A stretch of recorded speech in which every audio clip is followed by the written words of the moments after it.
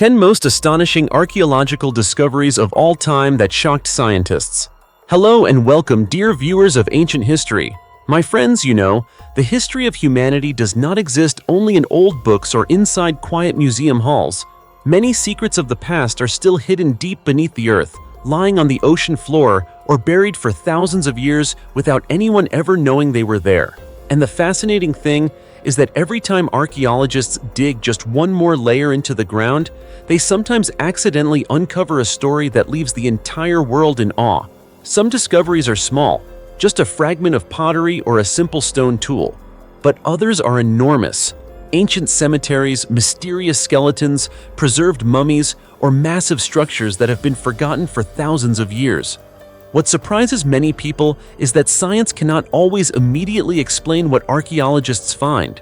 Just imagine for a moment, what would happen if archaeologists one day uncovered a burial ground containing millions of mummies, or discovered a hidden corridor inside an ancient temple that had been sealed for 3,000 years, or even found gigantic fossils revealing how ancient humans once hunted the massive creatures of the Ice Age? Discoveries like these do more than simply expand our understanding of the past. Sometimes they even force scientists to reconsider questions that once seemed already answered. So in today's video, we will explore 10 of the most astonishing archaeological discoveries of all time. Real stories that have left researchers completely stunned. Some of these mysteries remain only partially explained even today. And who knows, after watching this list, you might realize that the history of humanity still holds many secrets waiting to be unearthed from deep beneath the ground. Now, let's begin with the very first discovery. 1,600-year-old treasure buried beneath a dormitory, an Anglo-Saxon secret just revealed. What would you think if I told you that an ordinary student dormitory construction project, one where hundreds of students will one day live and study every day, was hiding something extraordinary beneath the soil? Beneath that seemingly lifeless ground, the history of more than 1,000 years ago had been quietly sleeping, undisturbed. And then, with just the first few shovels of dirt removed, an ancient story suddenly rose from beneath the earth. It sounds hard to believe, doesn't it? But this is exactly what happened at University of Cambridge in United Kingdom. While preparing to build a new student dormitory complex, construction workers and archaeologists uncovered an ancient cemetery belonging to elite members of the Anglo-Saxon era, dating from around AD 400 to 650. In other words, these graves had rested silently beneath the ground for roughly 1,600 years. But what truly astonished archaeologists was not just the age of the cemetery, it was what they discovered inside the graves. As the soil was gradually removed, researchers began uncovering ancient skeletons that were preserved in surprisingly good condition. Beside these remains were numerous valuable grave goods, items that people in the past believed would accompany the deceased into the afterlife. Archaeologists carefully recovered delicate brooches, colorful bead necklaces, and intricately decorated pendants. And that was not all. They also discovered ancient glass vessels, pottery, and even weapons that had been buried alongside their owners. All of these artifacts have been dated to roughly 1,450 to 1,600 years old, making them priceless historical objects for the study of early English history. However, if you think the story ends there, it may still be too soon. During the excavation, archaeologists discovered evidence that was even older. Beneath the Anglo-Saxon remains, they found structures dating back to the Iron Age, as well as traces from the period of Roman Britain nearly 2,000 years ago. This means that the land, once thought to be completely ordinary, had actually been used and inhabited by people across many different eras, almost like layers of history stacked upon one another over thousands of years. According to Caroline Goodson, a senior lecturer at the University of Cambridge, the excavation of this cemetery offers a rare opportunity to better understand England during the early medieval period. It is not only a story about the individuals buried there, it also reveals a much larger picture of how people lived, how they traded, and how they interacted with communities across continental Europe. Every brooch and every glass vessel found in those graves has a story to tell. They can reveal the social status of the deceased, distant trade connections, and even the aesthetic tastes and spiritual beliefs of people who lived more than 1,000 years ago. However, as with many archaeological excavations in Britain, Not everything that is discovered is brought to the surface. Some of the most important artifacts will be taken to laboratories for detailed study, but certain parts of the cemetery will be preserved exactly where they were found, by carefully covering them with soil again after the investigation is complete. It may sound strange, but this is actually one of the best ways to protect such historical treasures. The dormitory building above will still be constructed, yet beneath it, the ancient layers of heritage will remain undisturbed, quietly preserved for future generations of archaeologists to study. And when you think about it, that's actually quite fascinating, isn't it? 2,500-year-old princess mummy, carrying a chilling curse. In the remote, freezing lands of Siberia, where almost no human footsteps can be found and icy winds sweep across barren mountain ranges, there lies a vast plateau that guarded a secret for thousands of years. That secret rested deep beneath the permafrost of the Ukok Plateau, a highland rising more than 8,200 feet above sea level, where winter seems as if it never truly ends. Then in 1993, when archaeologists began excavating the area, they unexpectedly awakened an ancient story that sent chills across the world. Beneath layers of soil frozen for millennia, researchers discovered the remarkably preserved mummy of a young woman from the ancient Prehistoric culture. She would later become famous as the Siberian Ice Maiden, also known as the Ice Princess of the Altai Steppe. Even the name itself sounds mysterious, doesn't it? But what made this discovery extraordinary was not only its age, around 2,500 years old, but also the nearly perfect condition of the mummy. Because the body had been preserved in permafrost, many astonishing details remained intact, as if time had paused at the very moment she was buried. According to archaeologists, the young woman died at around 25 years old, yet the way she was buried clearly showed that she was no ordinary person. Inside a carefully constructed wooden tomb, her body was placed with great respect alongside many valuable burial items. Even more remarkable, 6 horses had been buried with her, a rare ritual typically reserved for individuals of extremely high status in ancient societies. But that was not the detail that stunned scientists the most. When researchers began removing the ice surrounding the body, they discovered something extraordinary on the princess's skin. Ancient tattoos that were still clearly visible. And honestly, the designs were breathtaking. The intricate patterns depicted mythical creatures and animals created in the distinctive artistic style of the steppe nomads. What amazed researchers even more was how strikingly similar these designs were to modern tattoo art. This raised a fascinating question among scientists. How could people living more than 2,000 years ago possess such advanced tattooing techniques and such a sophisticated sense of aesthetics? And the discoveries did not end there. When scientists analyzed the remaining bones and tissue, they found signs suggesting that she may have suffered from a serious illness, most likely breast cancer. If that conclusion is correct, she could represent one of the earliest known cases of cancer in human history. That detail alone adds a deeply emotional layer to the story. A young woman, possibly someone of great importance within her community, may have lost her life at just 25 years old to a disease that people of her time could neither understand nor treat. However, the most controversial part of the story occurred thousands of years after her death. In 2016, when the mummy was placed on public display in a museum, many members of the local Altai people strongly protested. They believed that the princess's body should never have been displayed to the public. According to their spiritual beliefs, the tattoos on her body hold sacred meaning, and disturbing her resting place could bring misfortune to the land.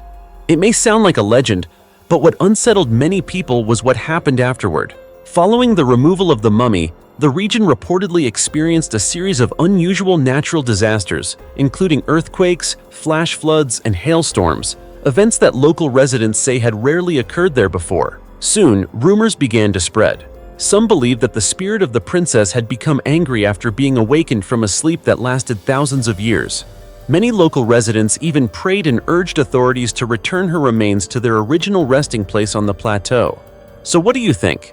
Are these events simply coincidences?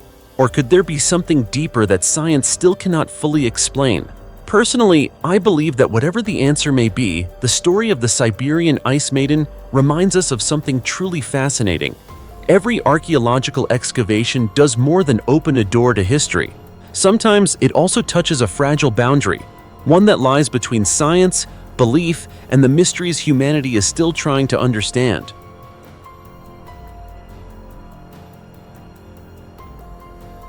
Perfectly preserved mummy in an 800-million-year-old marble coffin, a mystery that confused scientists. At first, it sounds like the plot of a science fiction movie, opening an ancient coffin and discovering a secret that could rewrite human history. But the strange thing is that many people claim the story we're about to talk about actually happened, and for decades it has remained one of the most controversial mysteries ever discussed in the world of archaeology. The story begins in 1969 at a coal mine near the small village of Rozhavchik in Kemerovo Oblast, located in Russia. That day, a group of miners was working deep underground at a depth of more than 230 feet. Among them was a miner named Karnaukov. Everything seemed normal, until his pickaxe suddenly struck something unusually hard within the coal layer. At first, everyone assumed it was just a rock, but as the coal dust was cleared away, what appeared before them left the workers completely stunned. It was a beautifully carved marble coffin. Finding such an object deep inside a coal mine was almost impossible to explain. News quickly spread throughout the area, and soon archaeologists were sent to investigate the site. When the coffin was brought to the surface, researchers noticed that the lid appeared to be sealed with a substance that had hardened like resin. The excavation team spent hours trying to pry open the strange seal. Then came the moment when the lid finally lifted, and everyone present was left speechless. Inside the coffin lay the body of a young woman submerged in a pale pinkish-blue liquid. What made the discovery even more unsettling was the condition of the body. She looked almost perfectly preserved. Her skin appeared rosy and smooth. Her hair was softly curled. Her eyes were closed as if she were simply sleeping. Even her fingernails were neatly trimmed. Looking at her, no one would believe this was a body that had supposedly been buried deep underground for an unimaginable length of time. Instead, she looked as though she had only just fallen asleep. The mysterious woman was wearing a white lace dress with short sleeves embroidered with delicate floral patterns. Strangely, this type of clothing did not resemble anything known from any ancient culture recorded in history. In fact, it looked closer to modern fashion than ancient attire. But perhaps the most astonishing detail was found near her head. There was a black object about 10 inches long, shaped somewhat like a modern handheld phone. No one knew what it was, or why such a strange object would be placed inside an ancient coffin. Local residents soon began referring to the mysterious woman by a name filled with intrigue, the Tisul princess. Within 10 to 15 hours after the coffin was opened, rumors spread throughout the village. Crowds of curious residents gathered to see the discovery. Many stood silently, stunned by the strange beauty of the woman lying inside the stone coffin. But the story soon took a dramatic turn. Less than a day later, authorities suddenly sealed off the entire mining area. Officials announced that the site posed a risk of infection and ordered everyone to leave immediately. Shortly afterward, a military helicopter arrived and carried the coffin away, leaving hundreds of witnesses in shock. Then an even more unbelievable detail began circulating among those who had participated in the excavation. According to their accounts, when experts tried to drain some of the liquid from the coffin to make transportation easier, the woman's body immediately turned dark black. Panicking, they quickly poured the liquid back in. Within minutes, her skin reportedly returned to its original rosy color. To this day, the mysterious liquid has never been clearly identified. People who encountered it said it smelled like a mixture of onions and garlic. Just 5 days after this shocking discovery, a scientist from the Russian Academy of Sciences in Novosibirsk allegedly released an extremely controversial preliminary statement. The coffin might be 800 million years old. If that claim were true, it would mean the coffin was older than the coal layer surrounding it, and even existed long before the age of dinosaurs. However, genetic analysis reportedly suggested that the woman belonged to modern Homo sapiens. And from that moment, a massive question began to emerge. Could humans have existed on Earth hundreds of millions of years ago? Or is this entire story simply something that has been exaggerated and distorted over time? To this day, the body, the marble coffin, the mysterious liquid, and the phone-like object are all said to have been taken away for highly classified research. Meanwhile, the story of the Tisul princess continues to spark debate. Some believe it may be evidence of a lost civilization. Others argue that it is nothing more than an urban legend that has grown more dramatic over the years. But if one day the story were proven to be true, the entire history of human evolution, including the famous theories of Charles Darwin, might have to be rewritten from the beginning. So what do you think? Is this a hidden mystery or simply a strange story passed down through time? Let us know what you think in the comments below. 177 feet sea dragon fossil found on the summit of the Alps. Imagine scientists climbing the snow-covered peaks of Europe to study geology, only to suddenly discover the fossil of a gigantic sea monster. It sounds unbelievable, right? What could a high mountain possibly have to do with the ocean? But the truth is that on the towering peaks of the Alps, scientists have indeed discovered traces of an ancient marine creature that once ruled the oceans more than 200 million years ago. This astonishing discovery was made by a research team led by paleontologist Martin Sander from the University of Bonn in Germany. While studying ancient rock layers high in the mountains, the team uncovered 3 fossils dating back about 205 million years from the Triassic period. These fossils belong to a famous group of marine reptiles known as ichthyosaur, often called fish lizards or sea dragons. The name may sound strange, but the creature itself was even more unusual. If you imagine a gigantic whale combined with the body structure of a reptile, you're already close to the real picture. Ichthyosaurs had streamlined bodies, long pointed snouts, razor-sharp teeth, and incredible swimming speed. Throughout the Triassic period, the Jurassic period, and the Cretaceous period, they were among the most fearsome predators in the oceans. However, what surprised scientists most was that these 3 fossils were discovered on 3 different peaks within the Alps. 2 of the fossils consisted of fragments of ribs and vertebrae. When researchers used computer modeling to reconstruct the animals' body sizes, the results suggested that the 2 ichthyosaurs may have measured about 69 feet and 49 feet long when they were alive. But that still wasn't the most shocking discovery. The 3rd fossil found by the research team was just a single tooth. It may sound small, but the tooth measured about 6 inches long, with a root nearly 2.4 inches wide. When scientists compared it with previously studied ichthyosaur fossils, they arrived at a stunning estimate. The creature that once possessed this tooth might have been as long as 177 feet. To put that into perspective, that size would exceed many famous land dinosaurs. If the estimate is accurate, this creature would rank among the largest animals ever to exist on Earth. The fossil of this enormous ichthyosaur was discovered near the summit of Krassenhorn Mountain, close to the town of Davos in Switzerland. Scientists compared the massive tooth with a previously described complete ichthyosaur fossil measuring 59 feet in length. That 59-foot animal had a tooth root only about 0.8 inches wide, far smaller than the enormous tooth discovered in the Alps. From this difference, researchers concluded that the newly discovered sea monster must have been many times larger. And if you're wondering what such a massive creature might have eaten to grow so large, the answer is equally terrifying. Giant ichthyosaurs likely hunted large fish, massive squid, and even huge marine animals such as ancient sperm whales. In the prehistoric oceans, an environment already filled with enormous predators, they likely stood near the very top of the food chain. But perhaps the most fascinating question is something else entirely. How could a marine creature's fossil end up on the top of a mountain? The answer lies in the powerful geological forces of Earth itself. According to geologists, the continents of our planet slowly move over time through a process known as plate tectonics. Hundreds of millions of years ago, the region that is now the Alps was actually located beneath the ocean floor.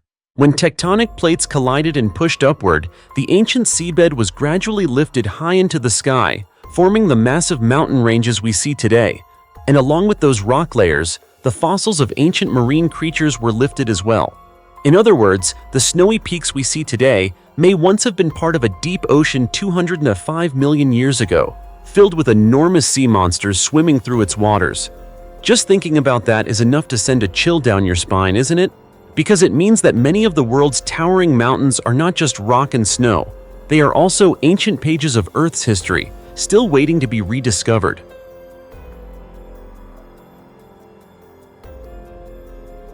Cemetery of over 1 million mummies in Egypt. A mystery no one has fully explained. When people think of mummies, they often imagine powerful pharaohs resting in tombs filled with gold and treasure. But there is a place in Egypt that has astonished archaeologists in a completely different way. Not because of wealth, but because of the sheer number of the dead buried there. This site is believed to contain more than 1 million mummies, a number that sounds almost unbelievable. This shocking discovery was made by archaeologists from Brigham Young University. While surveying a desert area near an ancient pyramid, they uncovered a massive burial ground. The site was later named Fag el Gamis, a name that translates to Way of the Water Buffalo. At first, researchers assumed it was just an ordinary ancient cemetery. But the deeper they dug, the more they realized its scale far exceeded anything they had imagined. Layer after layer of sand was removed, and beneath each one, more mummified bodies appeared. What's particularly interesting is that these mummies do not date back to the era of the famous pharaohs. According to researchers, many of the bodies date to the time of Roman Egypt and later Byzantine Egypt, roughly from the 1st to the 7th century AD. This was the period when the Roman Empire and later the Eastern Roman Byzantine Empire ruled Egypt. What makes the cemetery truly unique is the way the dead were buried. Unlike the lavish tombs often seen in movies about ancient Egypt, most of the bodies at Fag el Gamis were buried very simply. Many had no coffins and no valuable grave goods. Even their internal organs were not removed, unlike the traditional mummification process. Instead, the bodies were preserved almost entirely by natural conditions. The hot, dry desert climate of Egypt created the perfect environment for the bodies to dry out and become naturally mummified. Yet despite the simplicity of most burials, archaeologists have discovered some deeply touching details. In the graves of children, for example, they found pieces of linen, small glass objects, and even brightly colored wool socks. These small items give the impression that families were trying to send a bit of love with their children on their final journey. However, as research continued, a major question began to emerge. If this site truly contains over 1 million mummies, then there must have once been a very large population living nearby. But strangely, archaeologists have only found a small village in the area, far too small to account for such an enormous number of burials.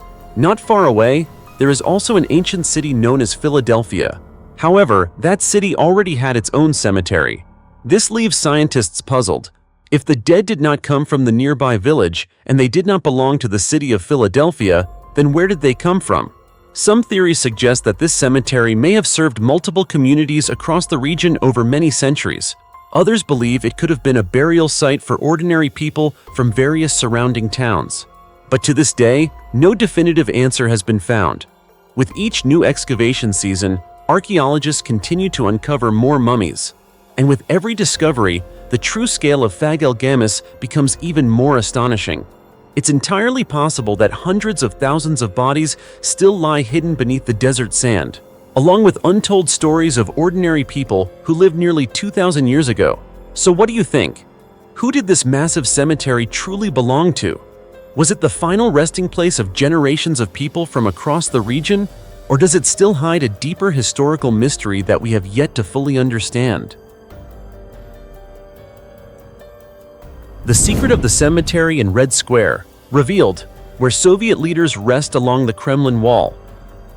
When people think of Red Square in Moscow, they often picture one of the most famous public squares in the world, a place for grand military parades, major historical events, and a top tourist destination that attracts millions each year. But few realize that within this iconic space lies a unique cemetery, where individuals who profoundly shaped the history of Russia and the era of the Soviet Union are buried. If we go back a few centuries, the area near the Kremlin wall did not have the solemn appearance it does today. At that time, the surroundings of the square were not only a bustling commercial center but also a fairly ordinary parish cemetery. According to the traditions of the Eastern Orthodox Church, many people wished to be buried near a church, believing it was a place where the soul could rest in peace. For a long time, burying the dead near this area was completely normal. However, as the city developed, this custom gradually disappeared. By the early 20th century, funerals near the Moscow Kremlin had nearly ceased. History then took a dramatic turn with the outbreak of the October Revolution in 1917. During the chaotic days of the revolution, fighting in Moscow, especially during the assault on the Kremlin, resulted in heavy casualties. In fact, according to many historical sources, the number of deaths there may have exceeded those from the seizure of the Winter Palace in St. Petersburg. After the revolution ended, the new government decided to hold a mass funeral right in Red Square. On November 8, 1917, two large mass graves were dug along the Kremlin wall, stretching from the Nikolsky Gate to the Spassky Gate. Just 2 days later, 238 coffins of those known as revolutionary fighters were lowered into the ground. Among them, historians were only able to identify 57 individuals. More than 180 others remain forever unnamed in history. By March 1918, when the Bolshevik government moved the capital from St. Petersburg to Moscow and established the Moscow Kremlin as the center of power, Red Square took on even greater political significance. From that point on, it became not just a central square, but also a revolutionary cemetery. In the years that followed, burials continued. By 1927, a total of 15 additional mass graves had been created there. Not only those who died in the Civil War were buried here, but also victims of various other tragedies. Alongside the mass graves, certain prominent figures of the Bolshevik movement were buried individually with special honors. The first to receive this distinction was Yakov Sverdlov, a notable Bolshevik leader who died during the Spanish flu pandemic. Over time, more high-ranking leaders were laid to rest there. In total, 12 individual graves were placed along the Kremlin wall. The last of these belonged to Konstantin Chernenko, General Secretary of the Communist Party of the Soviet Union, who passed away in 1985. For less prominent revolutionaries, their ashes, after cremation, were placed in niches within the Kremlin wall itself. Over time, this area came to be known by a distinctive name, the Wall of the Communards. Initially, each niche featured a memorial plaque with brief inscriptions, but as time passed, many plaques were reduced to only names and dates. In total, there are about 114 ash niches embedded within the wall. This list continued to grow until 1984, when the ashes of Dmitry Ustinov were also placed there. Just think about it. Every day, thousands of tourists walk across Red Square, taking photos, exploring, and admiring historic landmarks. Yet right behind that ancient wall lies the final resting place of hundreds of individuals who helped shape an entire era. What does that make you think of? Feel free to share your thoughts in the comments below so we can discuss it together. Corridor sealed for 3,000 years. Inside a mysterious temple, a gateway to the ancient Chavín world. You know, deep within the towering peaks of the Andes Mountains in Peru, there is an ancient site that has fascinated archaeologists for decades. At first glance, it looks like nothing more than a quiet collection of stone ruins hidden among the mountains. But beneath the surface lies an entire network of passageways, ceremonial chambers, and secrets from a civilization that existed more than 3,000 years ago. That place is Chavín de Huántar, a major religious and cultural center of the Chavín civilization. The site is located about 190 miles northeast of Lima. From around 1500 to 550 BC, it served as a major pilgrimage destination and ceremonial hub for ancient Andean communities.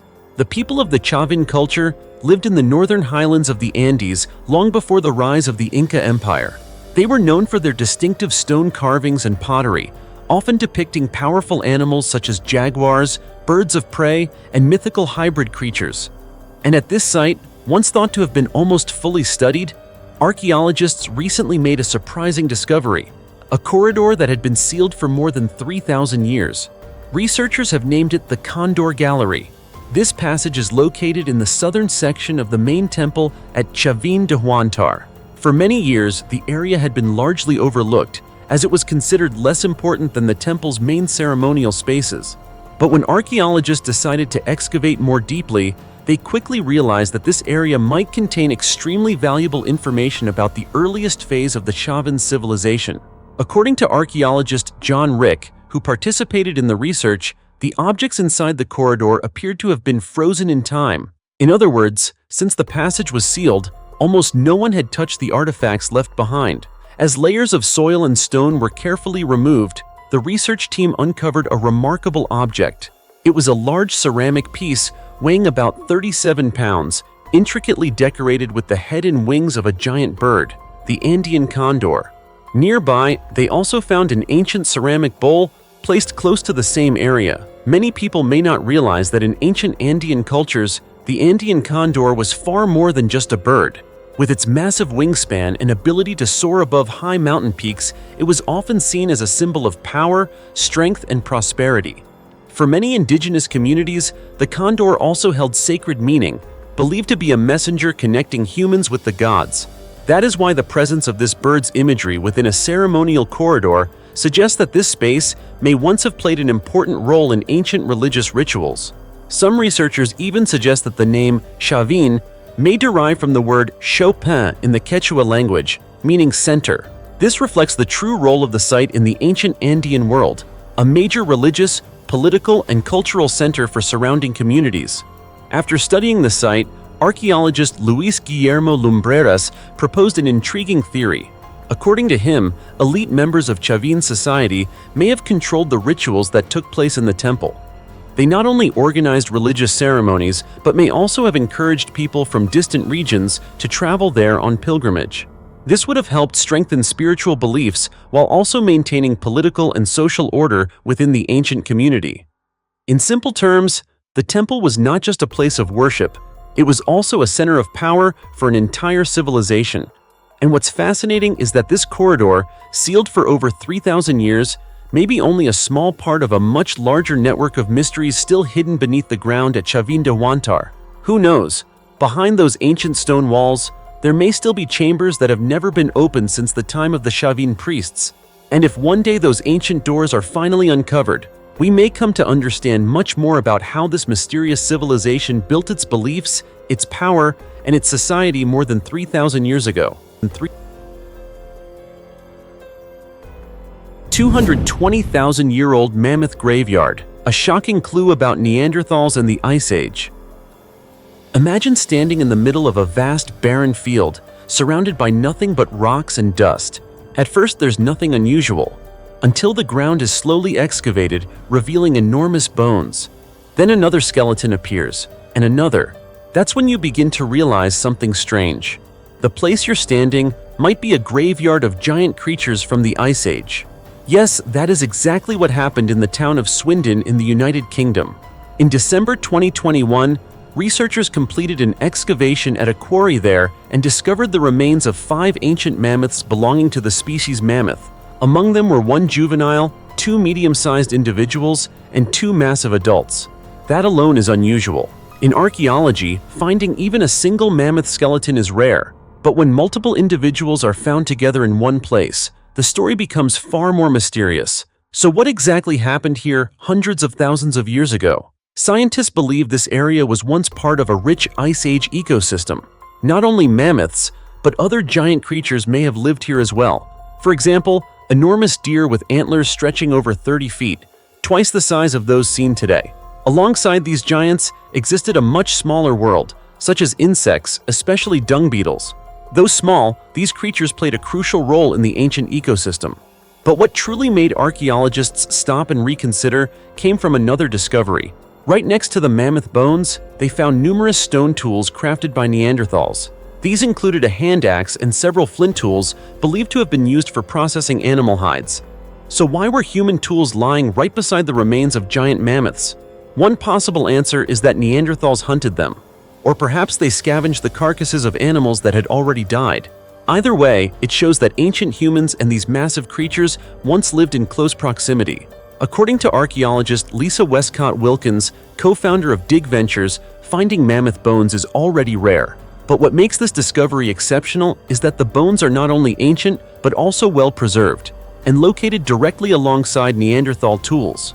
Meanwhile, evolutionary biologist Ben Garrett from the University of East Anglia even described it as one of the most important paleontological discoveries ever made in England. Scientists estimate that these remains date back around 220,000 years, a time when the land that is now the United Kingdom was still inhabited by Neanderthals during a warmer period between ice ages. When the climate grew colder, they were forced to migrate south.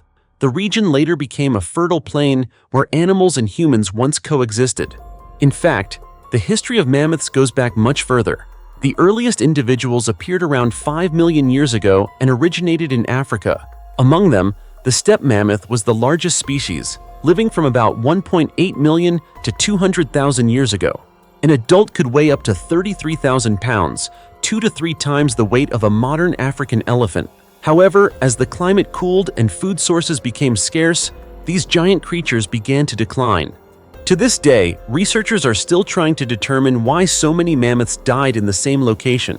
Some earlier studies even found footprints of Neanderthals near the remains of the ancient elephant species Palaeoloxodon antiquus in Spain, dating back around 100,000 years, suggesting that they may have hunted large animals.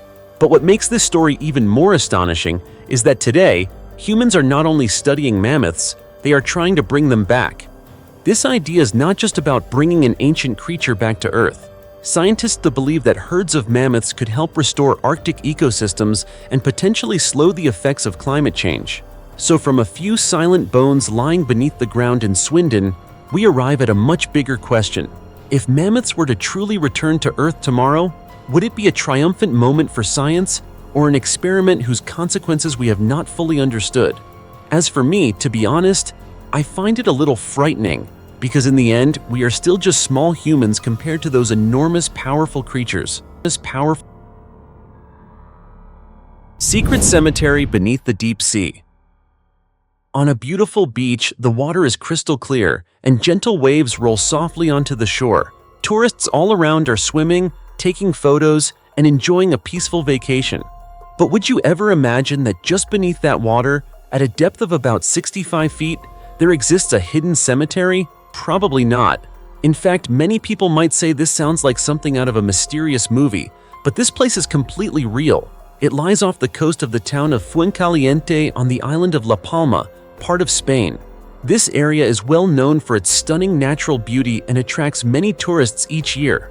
Yet what most people don't realize is that beneath those blue waters lies a secret cemetery, one that sends a chill down the spine of anyone who hears about it.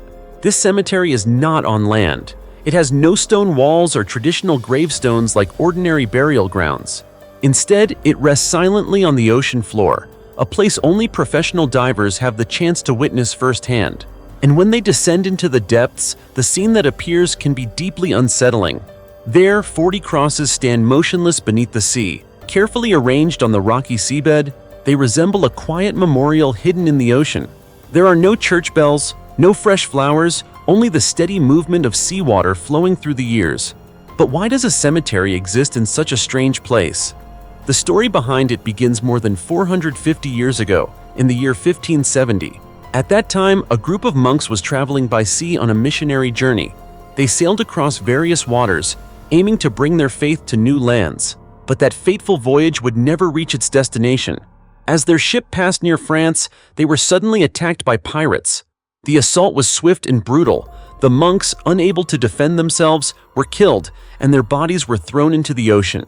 40 people vanished into the sea that day. Over the centuries, this tragic story gradually faded into an almost forgotten memory. Then, about 20 years ago, people decided to create a special memorial at that very location. Instead of building a monument on land, they chose a surprising approach, placing a cemetery beneath the sea itself. As a result, 40 crosses were set on the ocean floor, each representing one of the monks who lost their lives in that tragic event. From the surface, no one can see them. But once you dive down, the scene appears haunting, almost as if history itself is still resting quietly beneath the blue waters.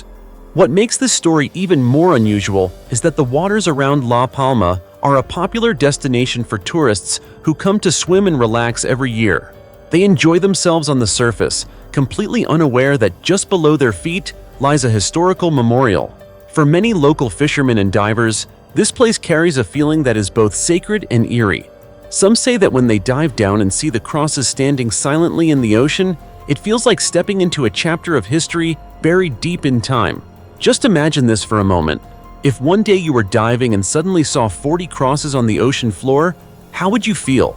Would it seem like a sacred place to honor history, or a sight chilling enough to give anyone goosebumps the very first time they see it?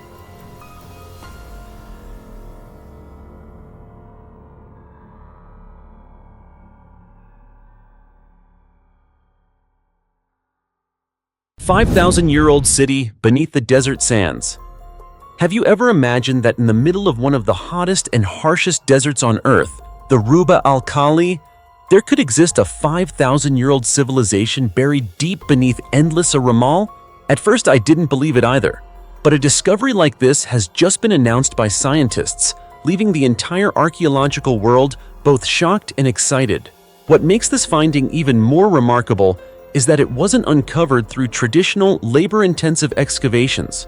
Instead, researchers used modern technology, artificial intelligence, AI, and satellite imagery to detect this ancient civilization. Thanks to these tools, they were able to essentially see through thick layers of sand that are invisible to the human eye, revealing traces that have been buried for thousands of years. A research team at Khalifa University in Abu Dhabi developed a specialized AI algorithm capable of analyzing satellite radar images. This radar can penetrate desert sand layers to identify ancient structures such as walls, roads, and long-lost settlements.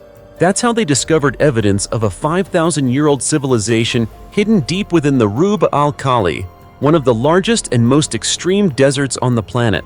Dr. Diana Francis, who led the research team, explained, "Archaeological surveys in desert environments are extremely challenging due to harsh weather and terrain.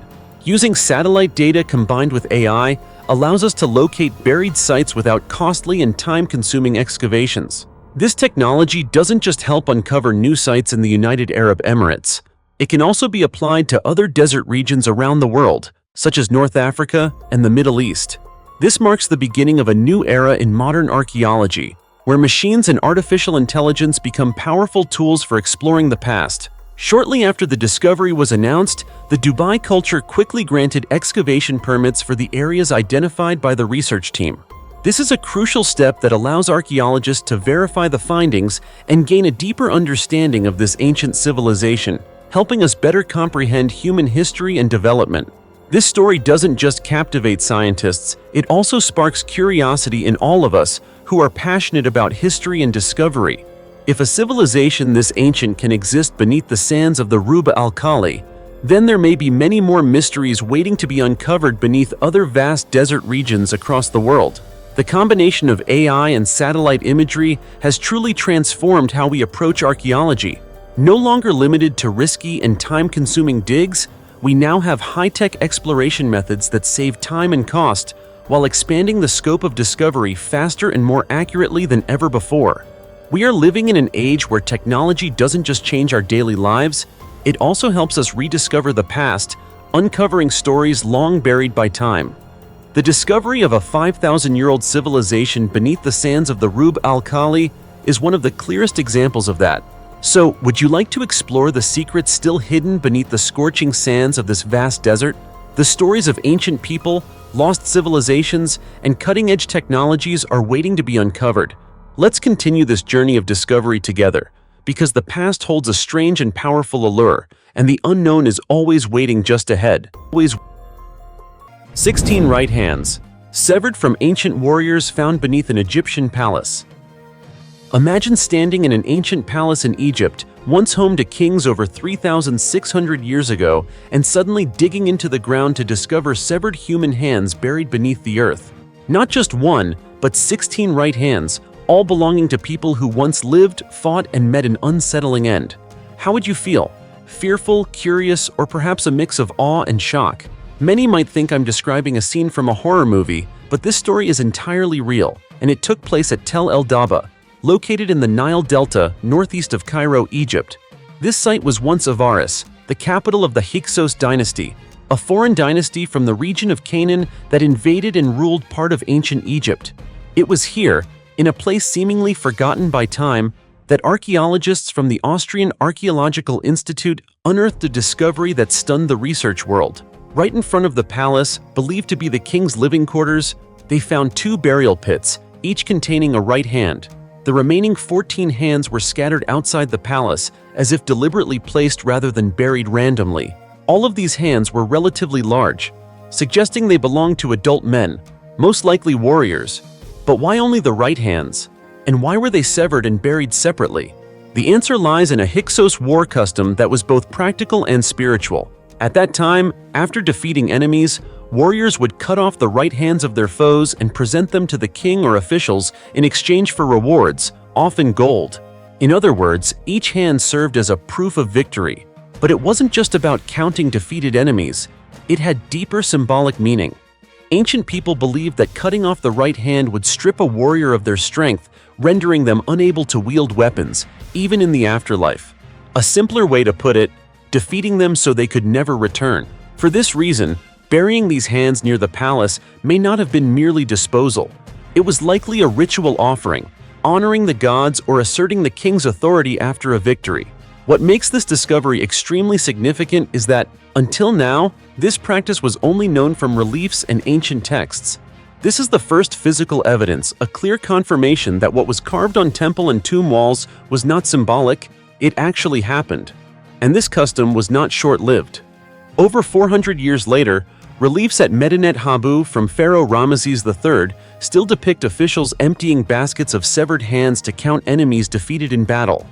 Even inscriptions on the tombs of warriors serving under pharaohs like Ahmose I or Thutmose I detail how they received gold in exchange for bringing back the right hands of foes.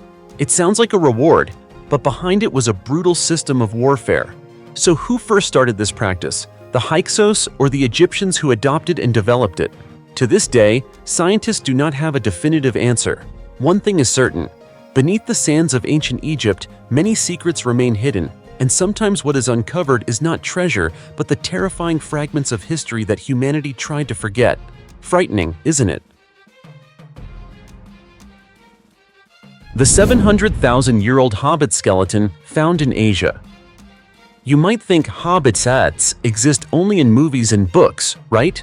Those small creatures living in caves appearing in The Lord of the Rings or The Hobbit seem like pure imagination. But what if I told you that in real life, there once existed a hobbit species, barely about 3 to 4 feet tall, living hundreds of thousands of years ago? Would you believe it? If not, let's travel to Flores Island, Indonesia, an island that looks ordinary but holds one of the greatest secrets in human evolutionary history. Here, an Australian research team discovered several remarkable fossils, including teeth and bones of an adult and 2 children. These bones didn't match any known human species, and they belong to a species called Homo floresiensis, popularly known as the hobbit. According to scientists, these hobbits were extremely small, averaging just 2 to 4 feet tall, much shorter than modern humans. Their skulls were significantly smaller, implying modest brain sizes. But surprisingly, they were not less intelligent as many might assume.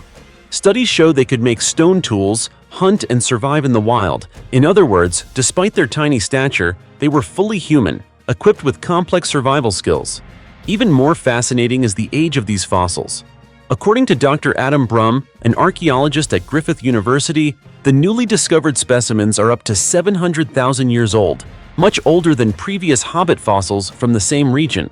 This suggests something extraordinary. Humans were present on Flores Island as far back as 1 million years ago. So where did they come from? Researchers believe Homo floresiensis may be descendants of Homo erectus, a tall, robust species averaging 6 feet tall and nearly 155 pounds, known as the first humans to leave Africa. But how could such a large species shrink to individuals less than 4 feet tall? The answer may lie in their environment. Flores Island is a relatively isolated ecosystem with limited resources and few predators. Over hundreds of thousands of years, living beings tend to shrink to conserve energy, a phenomenon called island dwarfism. This process doesn't only occur in humans. Many animal species also become drastically smaller, some even reduced in size 5 to 6 times compared to their ancestors. Homo floresiensis may be the most striking example of this peculiar evolutionary process. Unfortunately, despite the evidence of their existence, the exact origin of Homo floresiensis remains a mystery. Did they evolve independently, or were they a branch of Homo erectus that developed separately? And more importantly, why did they disappear entirely? To this day, there is no definitive answer. What we do know is that these tiny fossils from Flores Island have changed the way we view human history.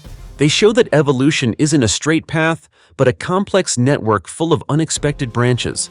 So next time you hear hobbit, don't dismiss it as mere fantasy. In the real world, there may have truly been mysterious little people who lived, thrived, and vanished in ways we still don't fully understand. The world, after all, is still full of secrets waiting to be uncovered.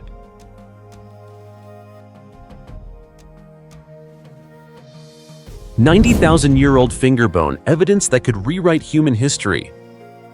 It might sound simple, just a tiny fragment of bone, lying in the dust of the desert, seemingly nothing special. But you know what? That seemingly insignificant piece could make the scientific world reconsider one of the most important hypotheses about human origins. Recently, archaeologists discovered a finger bone, more precisely, the middle segment of a decayed finger, dating back over 90,000 years. This discovery was made in the Tayas al-Ghada area, near the city of Taima in northwestern Saudi Arabia. Today, this is a dry and arid region, but tens of thousands of years ago, it was once a lush area with lakes and vegetation, an ideal stop for ancient humans on migration routes. Preliminary analysis suggests that this fragment could be the oldest human bone ever found on the Arabian Peninsula. And if the dating is accurate, this discovery is not just another archaeological find. It could be a crucial piece in the puzzle of Homo sapiens evolution. Why is this so important? Until now, many scientists have supported the out-of-Africa hypothesis, which claims that modern humans began migrating out of Africa around 60,000 years ago. But as you can see, evidence of humans in Arabia 90,000 years ago complicates this story. In fact, this is not the first time this hypothesis has been challenged. Previously, fossils found in Israel suggested humans might have left Africa as early as 120,000 years ago. However, that theory was later dismissed, with researchers arguing it was a failed migration. Early groups left but could not survive long-term and were forced to return. So what about this finger bone? Could it be proof of a successful migration earlier than previously thought, or is it evidence of a journey that ended prematurely? While the answer remains unclear, scientists note that Tayas al-Ghada once had water sources, suggesting it could have been an important stop on ancient migration routes. Humans at the time might have passed through, lived there for a period, and then continued their journey, or they may have disappeared entirely in this region. For this reason, the discovery is not only scientifically significant, but also represents a major advance for archaeology in Saudi Arabia. Prince Sultan bin Salman, head of the Saudi Tourism and Heritage Commission, announced the find as a point of national pride. This small fragment of a decayed finger might seem minor, but who knows? Beneath the sands of the Arabian desert, there could be more evidence waiting to be uncovered, evidence that might completely change the way we understand ourselves. Mass grave reveals horrifying prehistoric sacrifice rituals. The story begins with a discovery at Saint-Paul-Trois Château, located in the Rhône Valley of southern France. Archaeologists excavating a Neolithic burial site noticed something unusual. The way the dead were buried was completely unlike any normal funerary practice. Inside the grave lay the remains of 3 women. The oldest woman was positioned in the center, tilted to one side, seemingly placed intentionally, but the other 2 immediately startled anyone who saw them. One lay on her back, arms and legs curled, with a sharpened stone placed on her head. The other lay face down, her neck bent, leaning against the chest of the first. These positions were clearly forced, not natural. What chilled researchers even more was the possibility that one of them had been buried alive.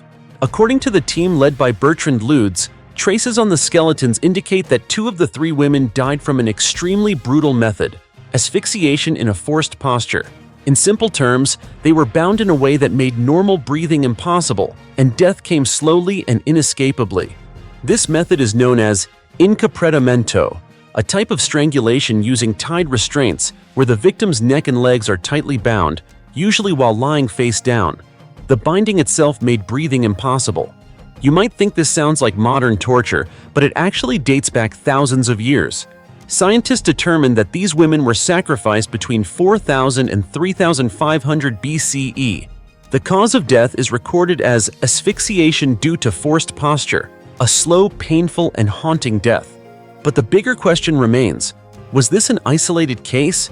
To find out, researchers reviewed numerous archaeological and anthropological records and were surprised to find at least 20 similar cases documented, stretching from Eastern Europe to Catalonia in northeastern Spain.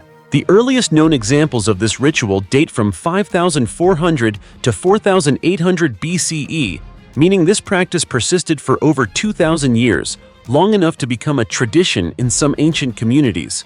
Scientists believe this phenomenon likely originated in Central Europe, then spread to other regions, gradually evolving within different cultures before reaching its peak at the end of the Neolithic period. Yet even though we understand how they died, the question of why they had to die this way remains a mystery. Was it a sacrificial ritual to appease the gods? A symbolic form of punishment? Or something deeper we have yet to comprehend? It's impossible to say for sure. All we know is that these skeletons, lying silently underground for thousands of years, are not just remnants of death. They are a stark reminder that human history can be far darker and more mysterious than we ever imagined. 76. Sacrificed children's skeletons with extracted hearts, discovered in Peru.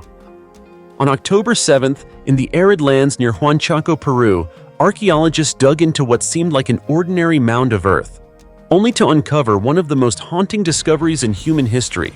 Not gold, not treasure, but 76 children's skeletons lying silently beneath the soil for hundreds of years. What terrified experts was not just the sheer number of remains, but the precise cut across the sternum visible on each skeleton, a clean incision suggesting deliberate action. According to anthropologist Gabriel Prieto, this indicates that the children's chests were likely open to remove their hearts, a sacrificial ritual so chilling that it's enough to make anyone shiver. But the story doesn't end there. Preliminary examinations revealed that these children were not buried randomly. All were laid with their feet pointing east, atop an artificial mound. Why east? Was it symbolic of the rising sun? Or part of a spiritual ritual still beyond human understanding? Scientists admit they do not yet have answers, and it remains one of humanity's enduring mysteries. And if 76 seems shocking, the reality is even more terrifying. Over years of excavation at Pampa La Cruz, archaeologists discovered a total of 323 child sacrificial victims. Nearby at Las Llamas, they found an additional 137 children and 3 adults, all showing signs of heart extraction. You might now be asking, what happened in this region that led hundreds or possibly over 1,000 children to die in this manner? Research indicates these victims lived between 1100 and 1200 CE during the peak of the Chimu culture in the area. Notably, the burial mound contained unusual artifacts, such as silver and copper pieces that may have been sewn onto the children's clothing, along with ear ornaments and spondylus shells. Interestingly, these spondylus shells are not native to the region, originating instead from northern lands once under the Lambayeque civilization. In ancient times, spondylus shells were considered even more valuable than gold. This suggests a surprising possibility. These children may have come from another region. Further analysis revealed that all victims showed signs of cranial modification, a cultural practice starting in early childhood. While the Chimu also practiced cranial shaping, the intensity here was extreme, leading researchers to believe that these children originated from Lambayeque and were brought to Pampa La Cruz after their homeland was conquered.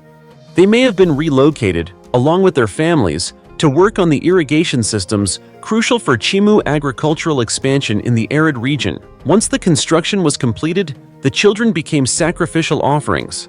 What was the purpose? Some scientists suggest it was a way to divinize the agricultural system, praying for good harvests. Others believe it was humanity's response to harsh environmental changes, particularly El Niño events, which could cause severe floods or droughts. Human sacrifice was not uncommon in the Andes, but what makes Pampa La Cruz extraordinary is its scale. This was no single ritual. It was systematic, organized, and sustained over time. Of course, these remain preliminary hypotheses, not final conclusions. So, what could have led an entire civilization to sacrifice hundreds of children? Religious beliefs, desperation against nature, or something deeper that history still hides? Share your thoughts below so we can discuss together. 2,200-year-old skeleton of the Red Princess. Have you ever imagined that in the past, people might have used toxic or even dangerous materials to create distinctive cultural marks? Probably not. But recently, a shocking discovery in China revealed just that. Archaeologists uncovered the tomb of a woman who lived around 2,200 years ago. What surprised everyone was not just the age of the skeleton, but a strikingly unusual detail.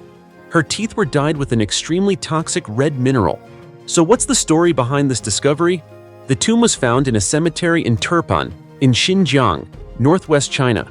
This region was home to the Gushi people, a nomadic group with a unique lifestyle that played an important role in the Silk Road, the legendary trade route connecting Eastern and Western civilizations. The tomb is a historical treasure trove, revealing many fascinating secrets about a culture that existed over 2,000 years ago. But what truly astonished scientists was the discovery that cinnabar, a highly toxic red mineral, was used to dye the woman's teeth. Shi Huang, the lead author of the study, explained that this is the first and only known case in the world of using cinnabar to color teeth in ancient times. It's almost unimaginable that a poisonous material could have been used as decoration or a cultural symbol in the ancient world. Researchers confirmed that the woman was between 20 and 25 years old at the time of her death, and her teeth bore traces of cinnabar pigment. Using spectral analysis, scientists found that the red pigment was a mixture of cinnabar and animal protein, possibly from egg yolk or egg white, indicating that the coloring was deliberately applied, not accidental. Because of these findings, she has been called the Red Princess of the Silk Road, reminiscent of the Red Queen of the Maya civilization, whose skeleton was also covered in cinnabar powder. The key difference here, however, is the use of cinnabar to dye teeth, something previously unseen in ancient cultures. Why would such a strange practice exist? While the reason remains undeciphered, researchers propose several hypotheses. It could have been aesthetic, a marker of social status, or even part of religious rituals or sorcery practices. Whatever the truth may be, this discovery opens fascinating questions about ancient culture and how people of the time perceived and utilized natural materials. Each time we face these skeletons, we see not just an artifact, but a glimpse of the brilliance of history, a story of people who lived and left their mark on the grand journey of humanity. 3,000-year-old gold treasure buried in Denmark. In a peaceful field in Boeslunde, Denmark, a place that looks unremarkable at first glance, lies a secret that has stunned archaeologists. Initially, experts discovered only a few tiny gold threads, thin as wire, coiled like springs beneath the field. But the deeper they dug, the more they realized they had stumbled upon a massive treasure. Nearly 2,000 twisted gold threads, dating back approximately 3,000 years. Consider this. Each thread measures just about 1.2 inches long, delicate and intricate, almost vanishing if handled roughly. Yet when thousands of these threads are found together in one place, it's clear the story behind them is anything but simple. The discovery was made by two specialists from the National Museum of Denmark and the Vestsjælland Museum. What surprised them most was that nothing like this had ever been recorded before. Unlike ordinary jewelry, currency, or everyday objects, these threads seem to serve a completely different purpose. According to researcher Call, they were likely decorative elements on the attire of a high priest, the leader of religious ceremonies at the time. The twisted threads could have been attached to the tassels of a ceremonial headdress, sewn onto a cloak, or even woven into hair. Imagine sunlight hitting them. Hundreds, even thousands of tiny gold threads sparkling like a living halo. It's easy to see why this would have felt sacred. Interestingly, the threads were not scattered randomly. Some were bundled together in a wooden box lined with animal fur, while smaller clusters, each containing only a few threads, were placed several meters away. This deliberate arrangement indicates these were purposefully buried, not lost by accident. Researchers believe the wooden box may have originally contained a solid gold ceremonial headdress belonging to the high priest. The gold itself could have been part of a sacrificial ritual where humans offered their most precious possessions to the gods. Gold was rare during the Bronze Age, but Boeslunde was an exception, considered one of the richest gold regions in Northern Europe. Previous finds include 6 large ceremonial rings, and in the 1800s, a farmer accidentally unearthed 6 gold vessels weighing nearly 2.2 pounds each. Clearly, this was no ordinary land. Expert Christensen notes that the repeated discoveries of gold suggest Boeslunde was a sacred site, where ancient people conducted major rituals and offered gold to the divine. For them, gold was not merely a valuable material, it held profound symbolic meaning. During that period, the sun was the most sacred symbol, and gold, with its bright color, sparkling light, and resistance to decay, was considered a manifestation of the sun on earth. Offering gold in rituals could be seen as returning light and life to the gods. Call even envisions the scene thousands of years ago. A high priest, wearing gold rings and a garment adorned with thousands of twisted gold threads, standing in the sunlight to perform a ceremony before the community. Afterwards, all the gold was buried, a message to the gods. But archaeologists believe this is not the end. Boislande may still hide many more treasures underground, and researchers continue to use metal detectors in hopes of uncovering even more mysterious and fascinating finds in the future. Until then, we can only wait and see. The Alien Cemetery in Africa. Deep in the forests near Kigali, the capital of Rwanda in Central Africa, archaeologists have discovered a mysterious ancient tomb, filled with enigmas that are difficult to explain. The skeletons found in this tomb have unusual shapes, clearly different from modern humans, prompting many to ask, could these be the remains of beings from outer space? Initial information indicates that these skeletons are approximately 500 years old, and they do not resemble any known ancient human groups previously studied by scientists. Remarkably, although the tomb is located within a large area, there is no evidence that humans ever lived there. Even more striking, among the bodies buried together, around 200 skeletons are exceptionally well preserved, showing little to no decomposition. This has led some researchers to speculate that these could be alien beings who may have died on Earth due to an accident. One hypothesis suggests that they perished because they could not resist viruses they had never encountered before. However, no traces of a crashed spacecraft or debris have been found nearby, adding another layer of mystery to the discovery.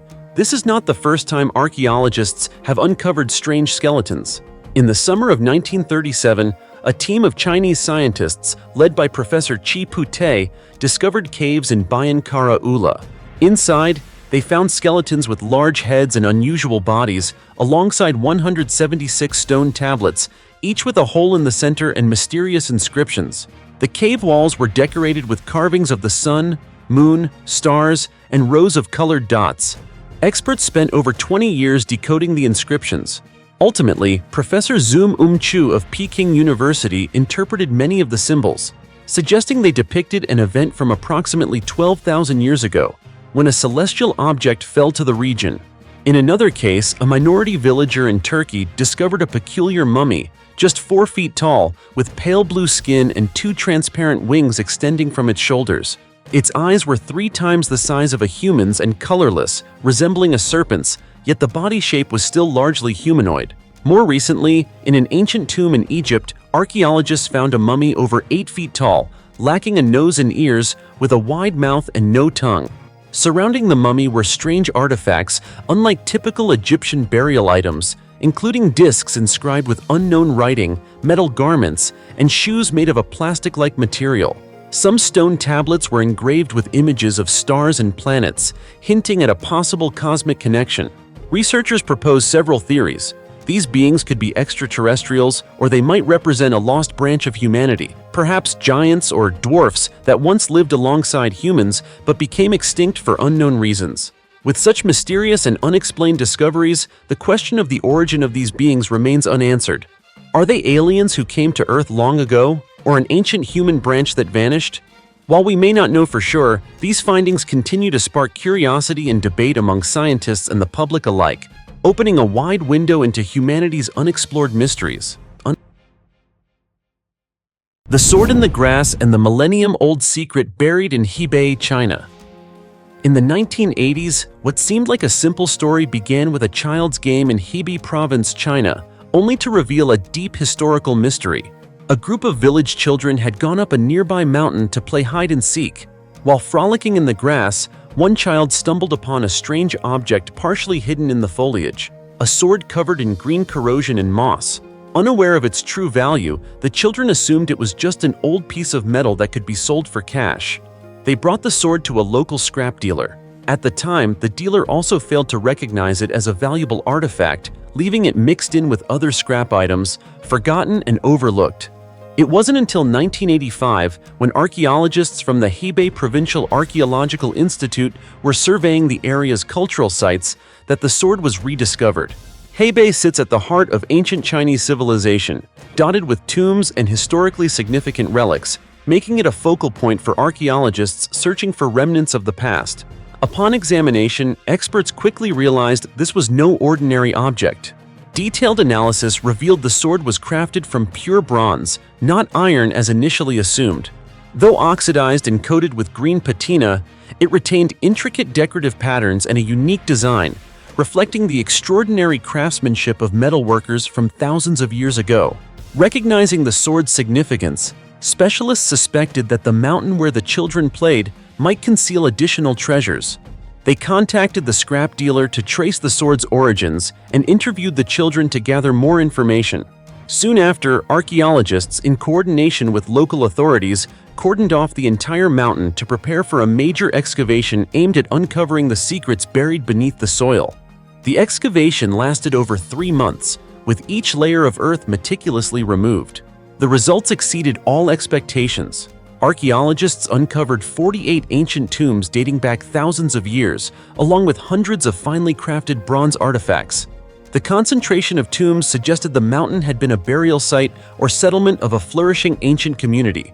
Based on historical records and artifact styles, experts identified the site as part of the Xiajiadian culture, a prominent elite culture that emerged around 800 BCE, nearly 2,700 years ago. Xiajiadian had close connections with the state of Yan, a northern vassal during the Western Zhou, Spring and Autumn, and Warring States periods. Archaeological evidence and historical records indicate that political upheaval and military conflicts likely contributed to the gradual decline of this culture, leaving it overshadowed in history. Despite millennia of exposure, which caused many bronze artifacts to corrode, the surviving items remain invaluable for understanding ancient Chinese bronzework, burial customs, art, and the complex social, economic, and political structures of the Spring and Autumn and Warring States eras. What began as an accidental discovery during a child's game became a pivotal archaeological find, reviving a portion of Hubei's buried history. The bronze sword is not only a testament to the remarkable metalworking skills of ancient artisans, but also a key to unlocking the mysteries of a legendary culture. This story reminds us that the past surrounds us, and sometimes even a fleeting accidental moment can awaken forgotten treasures, connecting the present to a distant history.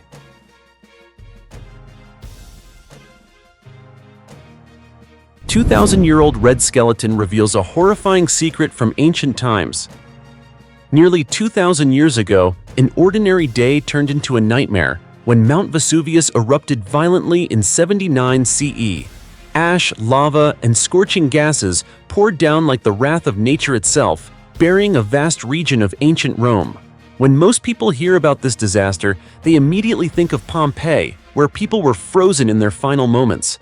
Some asleep, some working, others panicking and running for their lives. But few realize that Herculaneum, a town nearby, suffered the same fate, facing destruction just as severe. It was here, during decades of painstaking excavation, that archaeologists discovered a skeleton that left them in awe, not because of its posture or location, but because the bones were entirely covered in a dark red hue, a rare phenomenon that immediately raises the question, what happened? Analysis revealed that the skeleton belonged to a man who died at about 40 to 45 years old. He is believed to have been one of the thousands of victims who could not escape that catastrophic day. Remarkably, the location of his remains suggests he almost made it. He was found near the coastal area, where many attempted to flee to safety. Some theories even suggest he may have been a soldier, participating in the last-minute efforts to rescue civilians. Whoever he was, one thing is certain: he fought for his life until the very end. Tragically, fate was not on his side.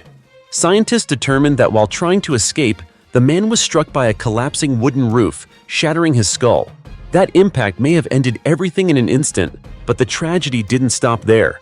Scorching volcanic gases and ash soon swept through the area, burying his body under layers of molten rock and debris. The extreme conditions caused a terrifying phenomenon.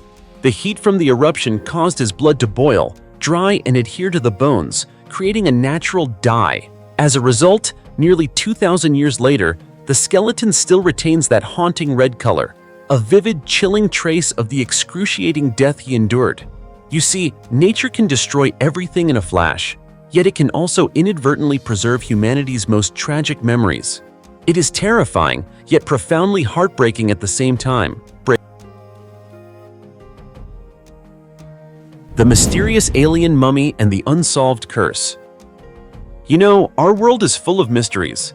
Some stories sound like they belong in science fiction movies, yet they actually happened. leaving behind questions that remain unanswered to this day. One such case took place in 1996 in a small town called Kishtim in the Chelyabinsk region of Russia, where a strange discovery shook both scientists and enthusiasts of the unexplained. By sheer coincidence, local police patrolling the area stumbled upon a tiny mummy with an unusual appearance. At first glance, it resembled neither any known animal nor a human. Its body was tiny, yet its head was abnormally large, and its eyes dominated almost the entire face, enough to send chills down anyone's spine. People quickly gave this being a chilling name, the Kishtim alien. Imagine this: if such a creature truly existed, where did it come from? And why would it appear in the middle of a seemingly ordinary town? Local medical experts conducted an autopsy, and their initial findings only deepened the mystery. The creature's anatomy did not match any species on Earth. Its skull consisted of only 6 bones, instead of the normal human structure, making it impossible for doctors to explain as a congenital defect or any known biological phenomenon. Its appearance fueled further debate.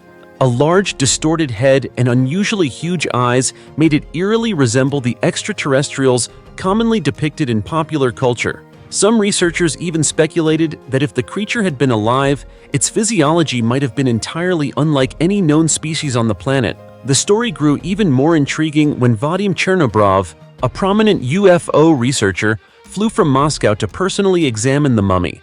He believed it could be a groundbreaking discovery, but ironically, all verification efforts ultimately led to nothing, because the mummy mysteriously vanished. No trace, no explanation, no one knew where it had gone. From that moment, the Kishtim alien story shifted from mere curiosity to something far darker. Soon after encountering the mummy, a series of strange and tragic events occurred. Tamara Prosverina, the first person to discover the creature, died unexpectedly in a car accident. Vadim Chernobrov, during his research, suddenly became paralyzed on one side and later passed away. Another investigator, Mark Milkiker, also died of a heart attack shortly after returning to Moscow following his investigation. Coincidence, or something more sinister? These successive deaths, combined with the unexplained disappearance of the mummy, led many to believe that the Kishtim alien carried a terrifying curse. Though no scientific evidence has confirmed this, the bizarre chain of events is enough to make anyone shiver when recalling the story. Even today, the tale of the Kishtim alien remains one of the most controversial mysteries. Was it truly an extraterrestrial being, an unprecedented human deformity, or merely a misunderstanding that grew over time? No one knows for certain. One thing is clear: sometimes the greatest secrets appear right before our eyes, only to vanish before we can understand them. 3,400-year-old tombs, untouched by thieves.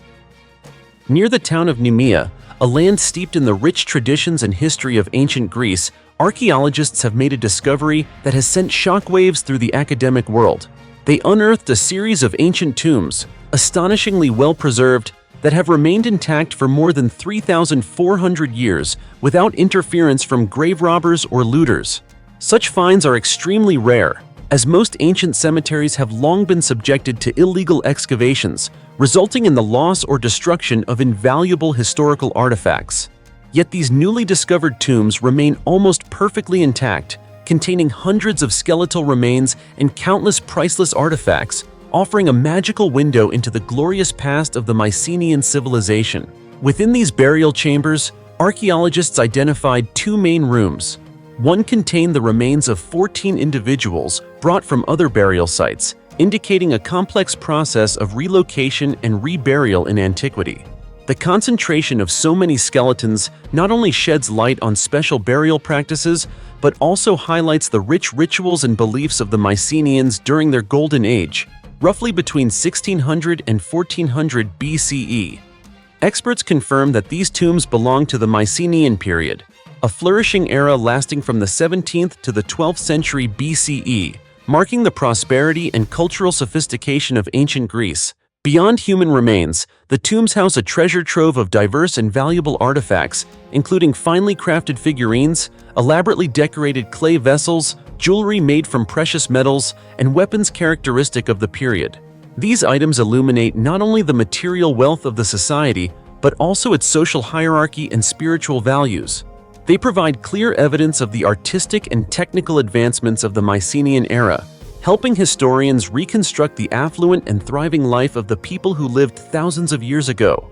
What makes this discovery even more remarkable is the exceptional preservation of the tombs compared to neighboring cemeteries, which had been severely plundered in the past. This provides an unprecedented opportunity to study ancient construction techniques, burial rituals, and social structures without contamination from external interference. Experts are particularly focused on preserving these artifacts and their contextual information for future historical and archaeological research, while deepening our understanding of humanity's long-standing cultural heritage. This discovery not only clarifies a significant part of the Mycenaean era's mysteries, but also helps reconstruct a vivid picture of an ancient civilization that served as a cornerstone of Western civilization. Through these findings, we can more clearly perceive the connection between past and present, between traditional values and human development over millennia. Every vessel, piece of jewelry, and skeleton in these tombs is an essential fragment of a long narrative about the life, beliefs, and art of our ancestors, reminding us to cherish and safeguard the priceless legacy they left behind. For these reasons, the excavation at Nemea is not just a journey into history, it is a profound reminder of the importance of preserving and studying ancient cultural heritage. Each new discovery has the power to reshape our understanding of the past, open new horizons for science and art, and keep us eagerly anticipating the next secrets that the soil of Nemea will reveal. A place where history and the present intertwine in a story that never grows old.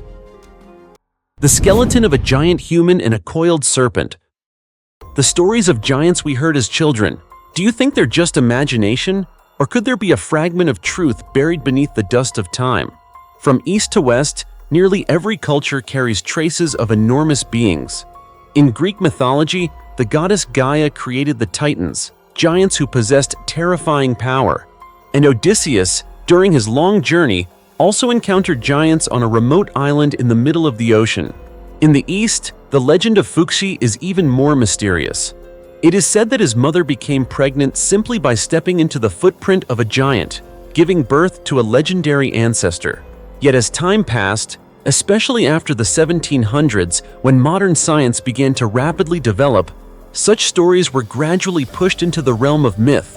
Many scientists even argued that giants were nothing more than products of human imagination. But then, certain archaeological discoveries made even them pause and begin to ask, have we been wrong? One of the most controversial findings comes from an excavation at Khao Khunup Nam Cave in Krabi Province, Thailand. There, archaeologists reportedly uncovered a human skeleton measuring between 16 and 20 feet in length, an almost unimaginable figure by modern human standards. But what makes this discovery even more chilling is what lay beside it: the remains of a giant serpent, as if the two creatures had once faced each other in a life-and-death battle. Just imagine it. A human 2 or even 3 times our size confronting a massive reptilian beast. What would that scene look like? Could it resemble the ancient legends passed down through generations? According to reports and statements from the excavation team, this was no random find. The Krabi region has long been known for its ancient traces. Fossils of Siamopithecus eocinus, estimated to be around 35 million years old, were previously discovered here. While not a direct human ancestor, the species suggests that this area was once home to remarkably unique ancient creatures. Even more intriguing, Professor Niwat Watanayaporn of Kasetsart University revealed that the evidence in the cave was not limited to bones. It also showed signs of a massive confrontation, eerily consistent with a local legend about a battle between the giant Asura and the serpent deity Naga. According to the story, both fell in love with the same princess and ultimately clashed in a relentless battle. In the end, they were transformed into 2 mountain ranges flanking the Krabi River as we see today. And it doesn't stop there. Creatures like the Naga are also believed to dwell in underground cities known as Patala and Bhogavati, places described as magnificent yet completely mysterious. What's truly astonishing is that the skeleton discovered in the cave is nearly intact, from the skull and rib cage all the way down to the leg bones. If fully verified, this would mark the first time since the 2004 tsunami that such a complete giant human skeleton has been witnessed. Of course, there are still many skeptics, but remember, in modern history, we have recorded a man who stood 8 feet 11 inches tall, Robert Pershing Wadlow of Illinois. So perhaps, in an ancient environment with vastly different climates and growth conditions, the existence of giant beings may not be as far-fetched as it seems. So if one day science officially confirms that giants once existed, what would you think? Would it be a groundbreaking discovery, or the opening of a door to mysteries humanity may not yet be ready to face? Share your thoughts in the comments below. 800-year-old bound mummy in Peru. Ancient ritual with no clear explanation. You know, our world is already filled with countless mysteries, but the world of archaeology is even more mysterious. Some discoveries simply make people say, wow, and move on. But others, just a single glance at them is enough to send chills down your spine. And the story of a tightly bound mummy found along the central coast of Peru is a perfect example of that. In what seems like a peaceful setting near the capital city of Lima, Peru, archaeologists uncovered a body estimated to be at least 800 years old. But what made everyone stop and think was its unusual position.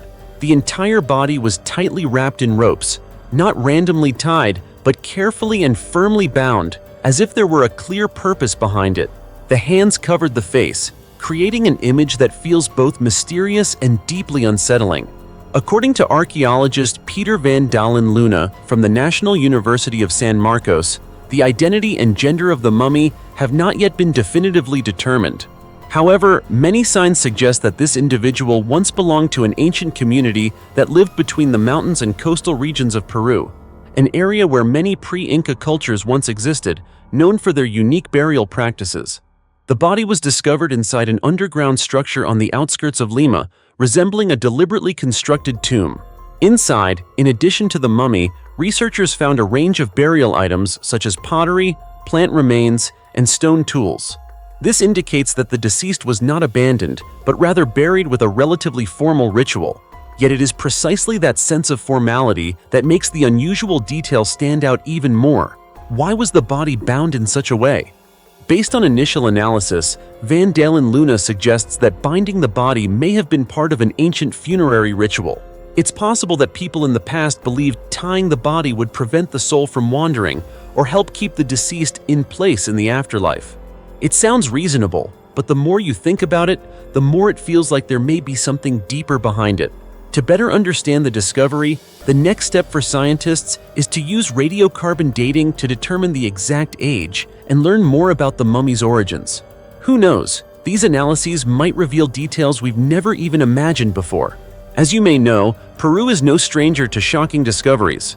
Back in 2017, a mummy known as Maria, discovered in Nazca, captured global attention. With only 3 fingers, 3 toes, and covered in a strange white powder, Maria quickly became a focal point of scientific debate. Analysis showed that she was a female individual about 1,800 years old, with 98.5% of her DNA belonging to primates, nearly human, yet still containing a small, unidentified portion. This discovery was even considered one of the most astonishing of the 21st century, with the potential to change history. And perhaps this bound 800-year-old mummy could be just as significant. Once all the mysteries behind it are fully uncovered, it may leave us with a profound impression of the past, especially of what life and death looked like 800 years ago. Isn't that fascinating? Two gold-covered mummies, a clue to Cleopatra's lost tomb? Have you ever wondered if digging just a few more feet into the ground could allow humanity to touch a secret buried for over 2,000 years? It may sound far-fetched, but in the ancient site of Taposiris Magna, located along Egypt's Nile Delta, that possibility is slowly becoming real. In fact, it has become a prime example that has the entire archaeological world holding its breath, watching every step of the process. During excavations at this site, archaeologists uncovered 2 incredibly unusual mummies. These were not the typical mummies we often see, but bodies that had been preserved with extraordinary care, even covered in gold leaf, a luxurious privilege reserved only for the highest elite of ancient Egyptian society. That detail alone raises a powerful question. Who were these individuals to receive such exceptional treatment? Initial assessments suggest that this may be a high-status male and female pair, possibly directly connected to the reign of Queen Cleopatra. More specifically, they may have been priests who played significant roles in maintaining the authority of Cleopatra and her famous lover, the Roman general Mark Antony. If this is true, then this discovery is far more than just two mummies. It could be a crucial piece of the unfinished puzzle surrounding the legendary queen. Their tomb lies deep within an ancient temple. Unfortunately, after more than 2,000 years, the structure is no longer sealed, allowing water to seep in and partially damage the remains. Even so, experts consider the level of preservation to be relatively good, especially since the gold leaf still clings to the bodies. On one of the mummies, there is even an image of a scarab beetle, a powerful symbol of rebirth in ancient Egyptian culture. And the discoveries don't stop there. At the same site, archaeologists also found around 200 coins bearing the name and portrait of Cleopatra. Her prominent nose and cleft chin, as depicted on the coins, suggest that she may not have been as conventionally beautiful as she is often portrayed by actresses on screen, most notably Elizabeth Taylor in the 1963 film Cleopatra. It may seem like a small detail, but it carries significant weight. It serves as a strong indication that this site is closely connected to Cleopatra's reign. But what truly fuels curiosity is this: if her closest associates were buried here, could Cleopatra herself be resting somewhere nearby? As you know, for thousands of years, the tomb of Cleopatra and Mark Antony has remained one of the greatest mysteries of the ancient world. Since her death in 30 BC, countless theories have been proposed, yet no definitive evidence has ever confirmed its exact location. There were even rumors in 2019 claiming the tomb had been found, but in the end, none of them proved true. However, this latest discovery offers a new glimmer of hope. The temple where the two mummies were found is located very close to Alexandria, the capital of Egypt during Cleopatra's reign. Because of this, many experts believe that placing such important figures here was no coincidence. It could very well be a core zone leading to the queen's true resting place, along with that of her lover. Among them is Dr. Kathleen Martinez, who has spent more than 14 years researching this site.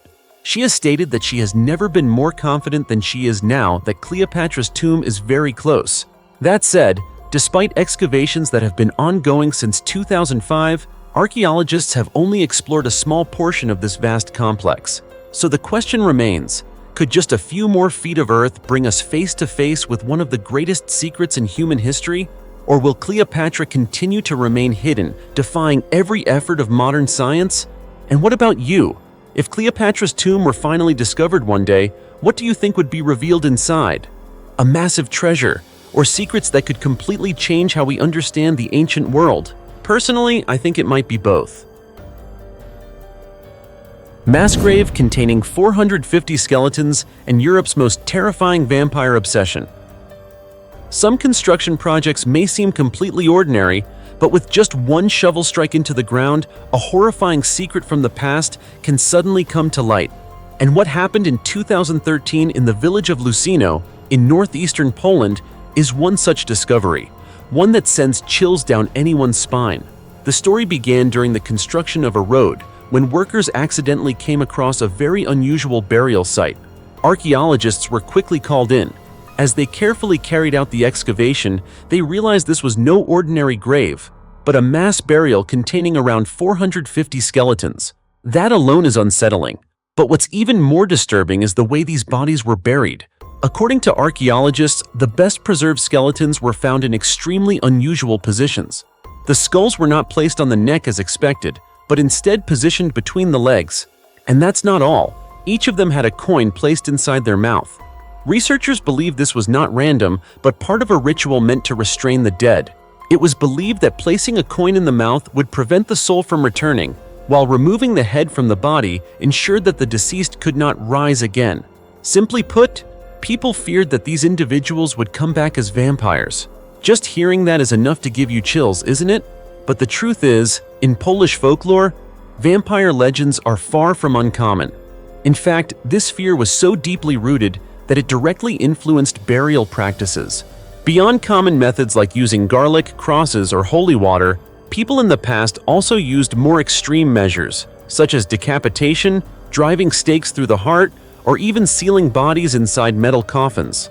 Terrifying, right?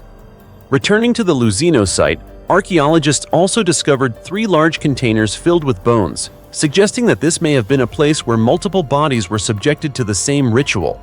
Estimates indicate that these individuals were buried around the 19th century, only about 200 years ago, not as ancient as many might assume. So the question is, what caused hundreds of people to be suspected of being vampires at the same time?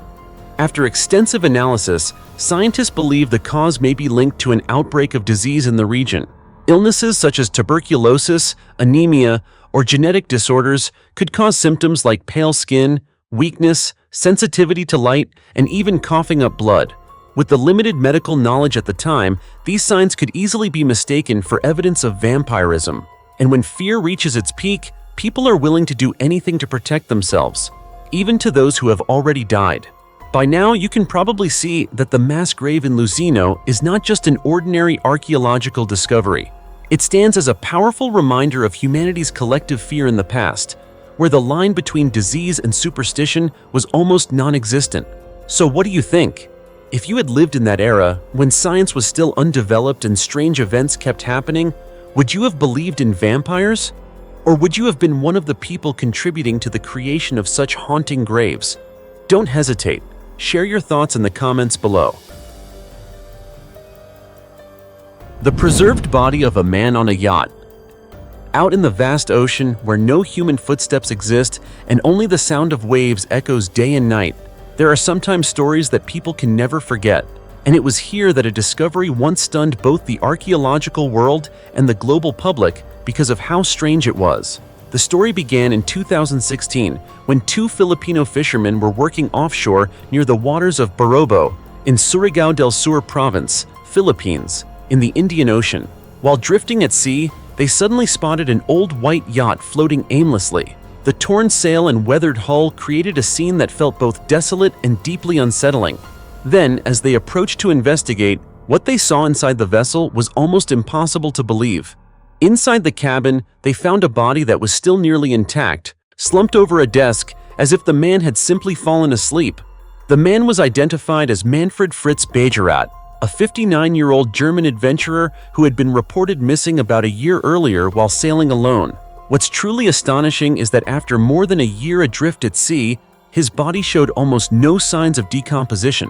There was no decay as we would normally expect.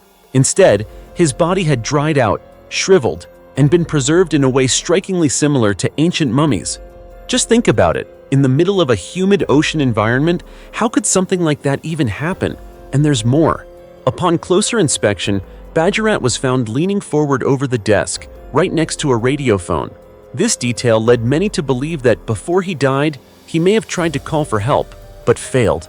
Just imagining that moment, does it send chills down your spine? A man alone in the open sea, desperately trying to reach the mainland, and then silence. Inside the yacht, authorities also found faded photos of his family and friends, along with a letter addressed to his late wife. These details turn the story into more than just a mystery. They add a deeply human sense of sorrow.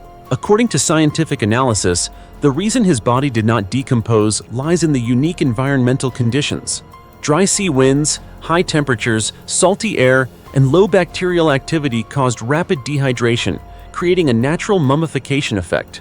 In other words, the ocean itself unintentionally turned him into a modern mummy. Fisherman Christopher Rivas, one of the two men who first discovered the yacht, recalled that he immediately felt something was wrong when he saw the vessel.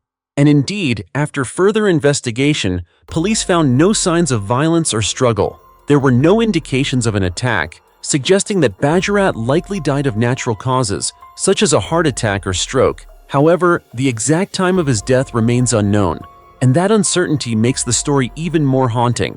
So what about you? If one day you were out at sea and came across a drifting boat with a mummy inside, what would you do? Would you turn back and head for shore, or move closer to find out what happened? As for me, I'll go first. To be honest, I'm a bit of a coward, so I'd probably turn around and leave the peace to the departed.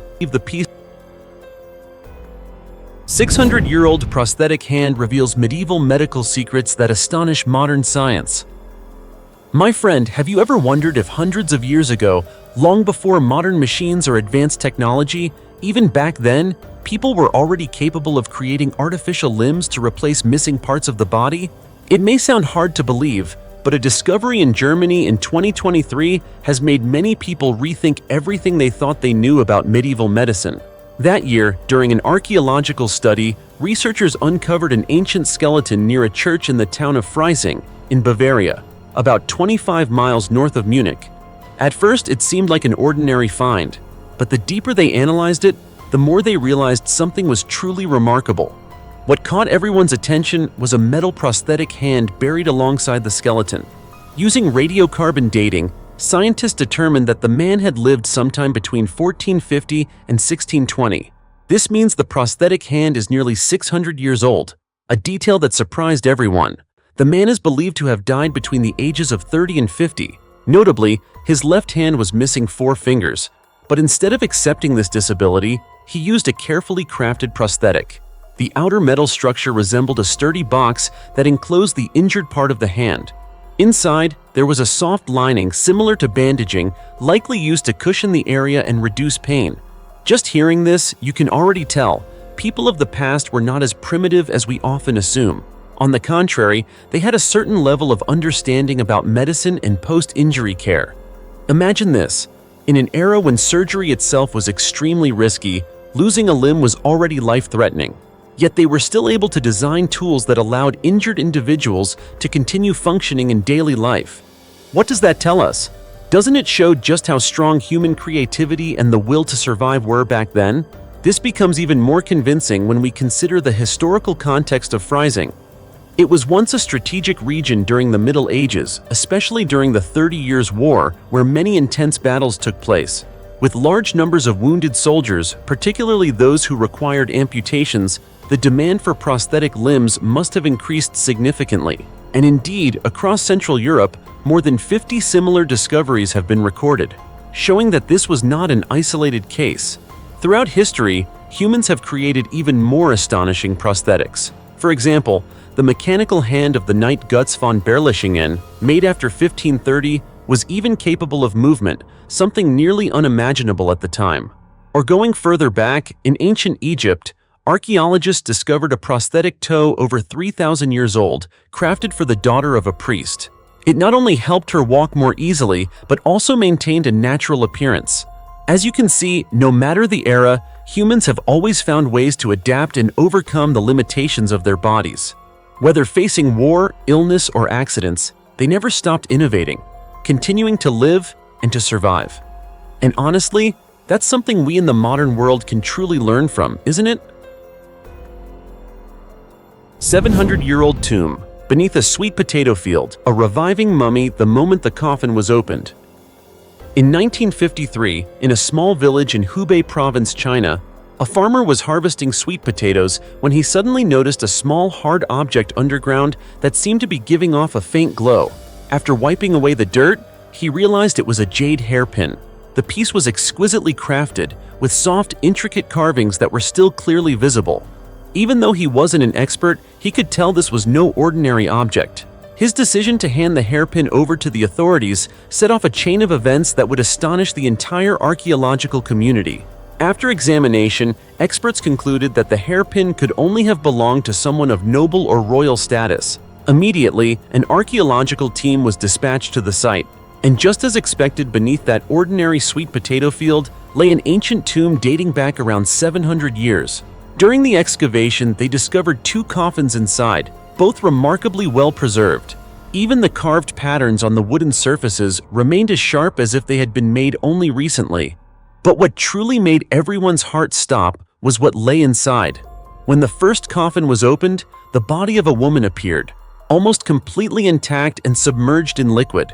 The scene left everyone both astonished and deeply curious. But just a few minutes later, something unimaginable happened. The body began to change right before their eyes. The abdomen and limbs rapidly swelled, as if being filled with air. The tongue protruded outward and the face, initially still recognizable, gradually became distorted and unrecognizable. Witnesses at the scene described the body's stomach as expanding like a balloon about to burst. Just imagine standing there. Would you be able to stay calm? And it didn't stop there. Moments later, the body suddenly collapsed, shrank, and began to decompose rapidly. The entire process happened so quickly that many people couldn't even comprehend what they had just witnessed. It may sound like a supernatural phenomenon, but in reality, there is a scientific explanation. According to experts, the coffin had not been completely sealed, allowing groundwater to seep in over a long period of time. The body, immersed in this environment, created ideal conditions for bacteria, especially gas-producing bacteria, to thrive. When the coffin was opened, air rushed in, triggering the production of gases inside the body, causing it to swell. Then, as pressure changed, the gas escaped, the body collapsed, and decomposition accelerated rapidly. A completely natural process, but without prior knowledge, it would undoubtedly leave anyone deeply shaken. As for the identity of the deceased, the only clue found was a wooden tablet inscribed with the words, Madame Tan. Unfortunately, historical records contain no clear information about this woman. This is not surprising, as in feudal societies, even noble women were rarely fully documented in official history. Fortunately, in the second coffin, archaeologists discovered a memorial tablet identifying the male occupant as Huang Chengkun, an official who lived from the Song dynasty into the Yuan dynasty and died at the age of 78. In simple terms, he held a status comparable to that of a modern-day city leader. But who was the woman? Why was her body preserved in such a strange way? And beneath ordinary fields like this, how many other secrets are still waiting to be uncovered? To this day, all of it remains a mystery that no one has been able to fully explain. 26 feet long dinosaur skeleton discovered intact in China. During an excavation in June 2021 in Lufeng County, Yunnan Province, China, paleontologists uncovered an ancient dinosaur skeleton preserved in a condition that amazed everyone. The skeleton measures nearly 26 feet in length, and remarkably, about 70% of it remains intact. That might sound like just a number, but in the scientific world, it's considered a miracle. Typically, what remains of dinosaurs are only scattered bone fragments, dispersed over millions of years of geological change. But this time was different. This is nearly a complete skeleton, allowing researchers to form a much clearer picture of what this creature actually looked like around 180 million years ago during the Jurassic period, a time when humans did not yet exist, but giant creatures like this once walked the earth. Wang Tao, head of the Dinosaur Fossil Research and Conservation Center in Lufeng, confirmed that a fossil with such a high level of completeness is extremely rare, not only in China but worldwide. And if you put yourself in the scientists' position, you can understand why they are so excited.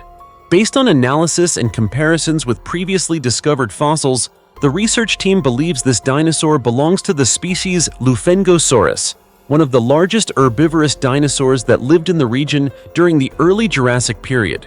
It moved on 4 legs, had a massive body, but was not a predator. Instead, it survived mainly on plants. Interestingly, although most of the skeleton has already been uncovered, scientists are still searching for a very important missing piece, the skull. The skull is crucial not only for confirming the exact species, but also for providing valuable insights into its diet, behavior, and daily habits. Just think about it. From bones buried underground for hundreds of millions of years, humans are able to reconstruct an entire lost world. It sounds like science fiction, doesn't it? But that's exactly what paleontology does every day. That's why this discovery is more than just a fossil. It's a gateway to the past.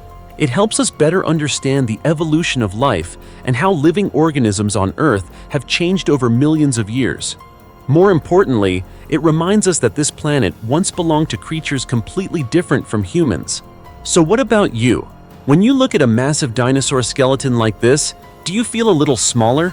And if you had the chance to travel back to the Jurassic period, would you dare to stand face to face with a 26-foot-long creature like this? 829 handprints on a rock wall, revealing a mysterious 9,000-year-old message from ancient humans. In the windswept, sun-scorched land of Patagonia, where vegetation is sparse and the climate is harsh, there is a valley known as Pinturas, a landscape shaped by uplift and erosion over millions of years. Long ago, a river once flowed through this area, but today only its dry traces remain. Still, groundwater continues to seep to the surface, forming a patch of green like an oasis in the middle of this barren land. And nearby lies a cave that has captivated the world's curiosity. The cave is called Cueva de las Manos, It is about 66 feet wide and 33 feet high. Not enormous, but it holds an invaluable treasure. Right at the entrance, hundreds of handprints cover the rock walls, layered on top of one another, stretching like a flowing stream of time. In total, there are 829 handprints, along with images of animals and hunting scenes preserved across generations. What makes this even more fascinating is that these markings were not created all at once. They span multiple time periods.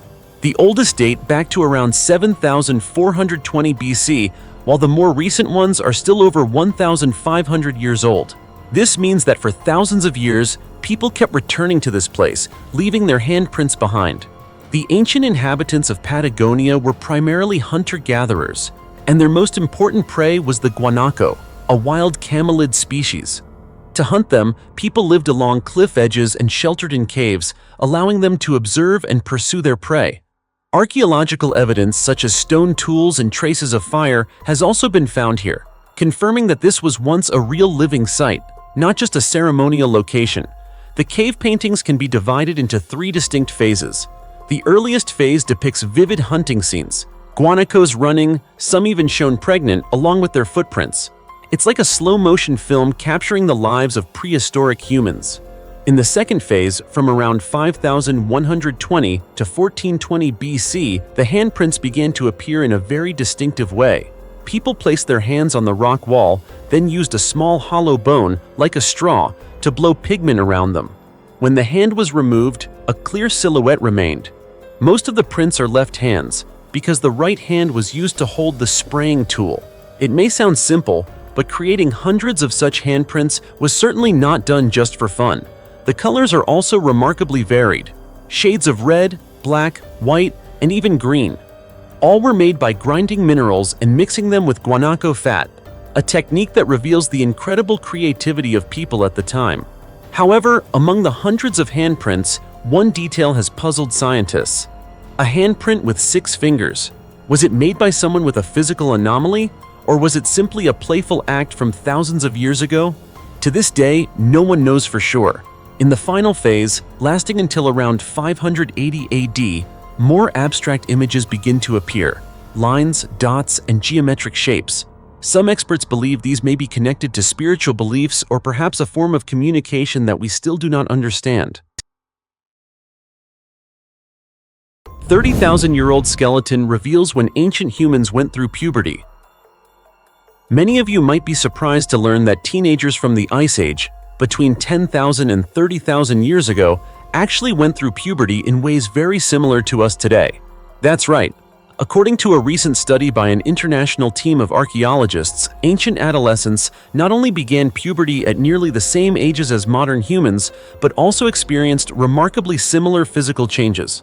So what has happened over tens of thousands of years that allowed human development to maintain such a stable, genetic blueprint? An international research team analyzed the skeletons of 13 ancient adolescents discovered at 7 archaeological sites across Europe, from the warmer regions of Italy to colder areas such as Russia and the Czech Republic. By carefully studying bone features, they were able to determine that these individuals went through puberty between the ages of 13 and 16, very close to the average puberty age among modern foraging populations, which is around 12.5 to 14 years old. This finding surprised scientists as it shows that the timing of puberty in Homo sapiens, even during the harsh conditions of ancient times, has not changed significantly compared to today. In fact, Ice Age teenagers may have experienced a longer adolescence. They typically reached full physical maturity between the ages of 16 and 21, which is later than modern Western adolescents, who are often considered physically mature between 16 and 18. This could reflect the reality of ancient life, which was filled with challenges. The human body may have adapted by developing more slowly in order to survive in such harsh environments. Not to mention the lack of consistent nutrition, the constant pressure of survival, and the daily challenges ancient teenagers faced, from hunting and avoiding predators to enduring freezing winters. Perhaps the most fascinating conclusion comes from Mary Lewis, a bioarchaeologist at the University of Reading in the United Kingdom.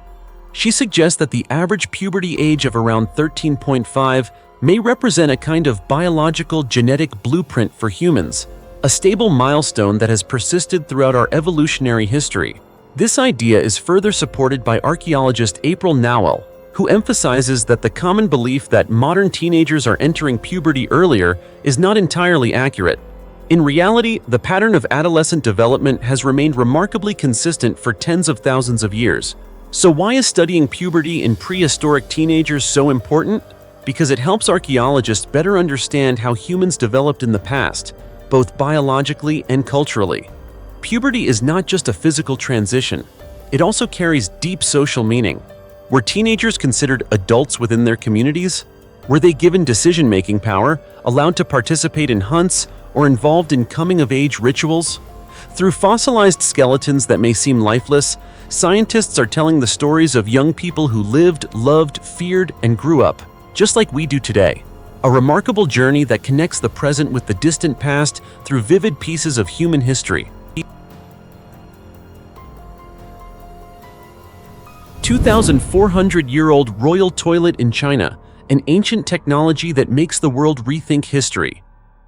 On February 18, 2024, at the archaeological site of Yueyang in Shanxi Province, China, scientists excavated the lower portion of a manually flushing toilet dating back around 2,400 years. At first, it may sound simple, but think about it. At a time when many civilizations didn't even have basic sanitation systems, the existence of a toilet that could flush is truly astonishing. The location of this discovery is far from ordinary. Yueyang served as the capital of the Qin dynasty for 35 years, and later became the first capital of the Han dynasty. This region witnessed major turning points in Chinese history, so any discovery here carries exceptional significance. Archaeologists believe this toilet may have been used by individuals of very high status, possibly Duke Xiao of Qin, his father, or even Liu Bang, the founding emperor of the Han dynasty. Although the exact owner has not yet been identified, the mere possibility greatly increases the importance of the find. What surprised experts the most is the structure of the toilet itself. According to research from the Institute of Archaeology under the Chinese Academy of Social Sciences, this is the oldest and only flushing toilet ever discovered in China so far. It is not just an everyday object. It is clear evidence that ancient people already had knowledge of water supply, drainage systems, and environmental hygiene at a very early stage. The toilet was installed inside a room within a house, connected to a drainage pipe that led waste outside. Although the upper portion has not been found, researchers believe the user likely squatted or sat directly on it. After each use, a servant would pour water to flush it, creating a relatively effective cleaning system for that time. More than 2,000 years ago, when most people still relieved themselves outdoors or used very primitive methods, the elite already had private indoor bathrooms with flushing mechanisms. This clearly reflects social stratification, while also highlighting the remarkable technological advancements of the Qin and Han dynasties.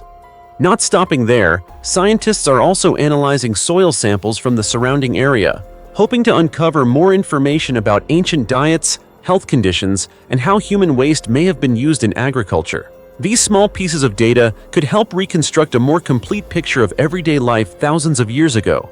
Interestingly, many people once believed that the flushing toilet was invented by John Harrington in the 16th century for Queen Elizabeth I. However, the discovery at Yueyang proves that more than 2,400 years ago, people in China had already developed similar ideas and technologies arguably far ahead of their time. Pretty remarkable, isn't it? The largest 2,000-year-old stone sarcophagus in Alexandria. In July 2018, a remarkable archaeological discovery captured global attention when a massive granite sarcophagus measuring about 8.5 feet in length was unearthed in Alexandria, Egypt. It is considered the largest sarcophagus ever discovered in this historic city. The coffin was found alongside a giant stone head, which may belong to the man buried inside the tomb. This discovery not only provides new insight into ancient Egyptian burial practices, but also offers valuable information about the Ptolemaic period. The tomb was excavated by researchers from Egypt's Supreme Council of Antiquities during a survey in the Sidi Gaber district of Alexandria. The discovery occurred while the archaeological team was inspecting a plot of land owned by a resident prior to construction. The sarcophagus was buried more than 16 feet underground and has been dated to the Ptolemaic period, which lasted from 332 to 30 BC. making it over 2,000 years old. The sarcophagus was crafted from black granite and features impressive dimensions, approximately 6.1 feet high, 8.7 feet long, and 5.4 feet wide. Dr. Ayman Ashmawi, head of the ancient Egyptian antiquities sector, stated that the layer of mortar sealing the lid to the body of the sarcophagus indicates it had not been opened since it was first sealed. This has raised many questions about the identity of the individual buried inside and the connection between the giant stone head and the tomb. In addition to this discovery, in May 2018, Egypt's Ministry of Antiquities also announced another significant find from the Ptolemaic period at the archaeological site of San el Hagar. There, researchers uncovered a massive Roman bath along with various artifacts, including ceramic vessels, terracotta figurines, bronze tools, carved stone fragments, and a statue. Most notably, a gold coin bearing the face of King Ptolemy III, a ruler from the 3rd century BC, was discovered at the site. The coin weighs about 1 ounce, measures approximately 1 inch in diameter, and is inscribed with letters translating to "prosperous land," along with the king's name. Dr. Ashmawi also suggested that a large red brick structure found at San el Hagar may have been part of a Greco-Roman bath complex, measuring about 52.5 feet in length and 11.5 feet in width. Researchers hope that further excavations will shed more light on this structure and its function in the past. Bound, kneeling skeleton from 3,000 years ago. In the world of archaeology, there are discoveries that not only reveal the existence of ancient civilizations, but also open doors to chilling mysteries buried for thousands of years. And in Henan Province, China, a recent excavation has left experts stunned after uncovering a headless skeleton, kneeling with its hands bound, as if frozen in its final moments before being sacrificed. That image is not only haunting, but it also raises a series of unsettling questions. Who was this person? Why were they executed in such a ritualistic manner? And is this merely an isolated case, or just the tip of a much darker chapter in human history? Yes, we are stepping back into the Shang dynasty around 3,000 years ago, a period known not only for its remarkable advancements in bronze casting, but also for its blood-soaked sacrificial rituals. According to inscriptions found on animal bones and turtle shells, large-scale human sacrifices were once an integral part of spiritual and political life in the capital of Yanshu. It was believed that offering human lives to the gods would ensure abundant harvests, national prosperity, and the stability of the ruling court. And now, a vivid piece of evidence of those rituals has once again emerged, right beneath the quiet ground of Henan. This kneeling, headless skeleton with bound hands, unlike hundreds of others found lying in more typical positions, has opened up a new dimension in archaeological research on sacrificial practices. Could the kneeling posture have been a special ritual position, performed just before execution to enhance its sacred significance, or to demonstrate absolute submission to the gods?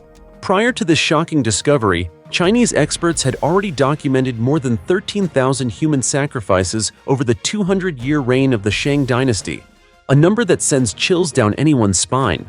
Most victims were prisoners of war, slaves, or individuals believed to have been chosen as offerings to the gods.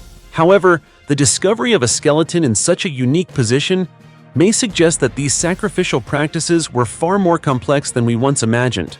What do you think, knowing that 3,000 years ago, people believed that flesh and blood were a bridge to the divine, that they carried out rituals filled with symbolism, yet incredibly brutal, where death was not merely an end, but also a sacred act?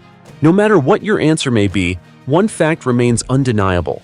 This discovery is pushing scientists to delve deeper into understanding ritual roles, social hierarchies, and execution processes in ancient sacrificial ceremonies. At the same time, it raises profound questions about the boundary between faith and brutality in human history.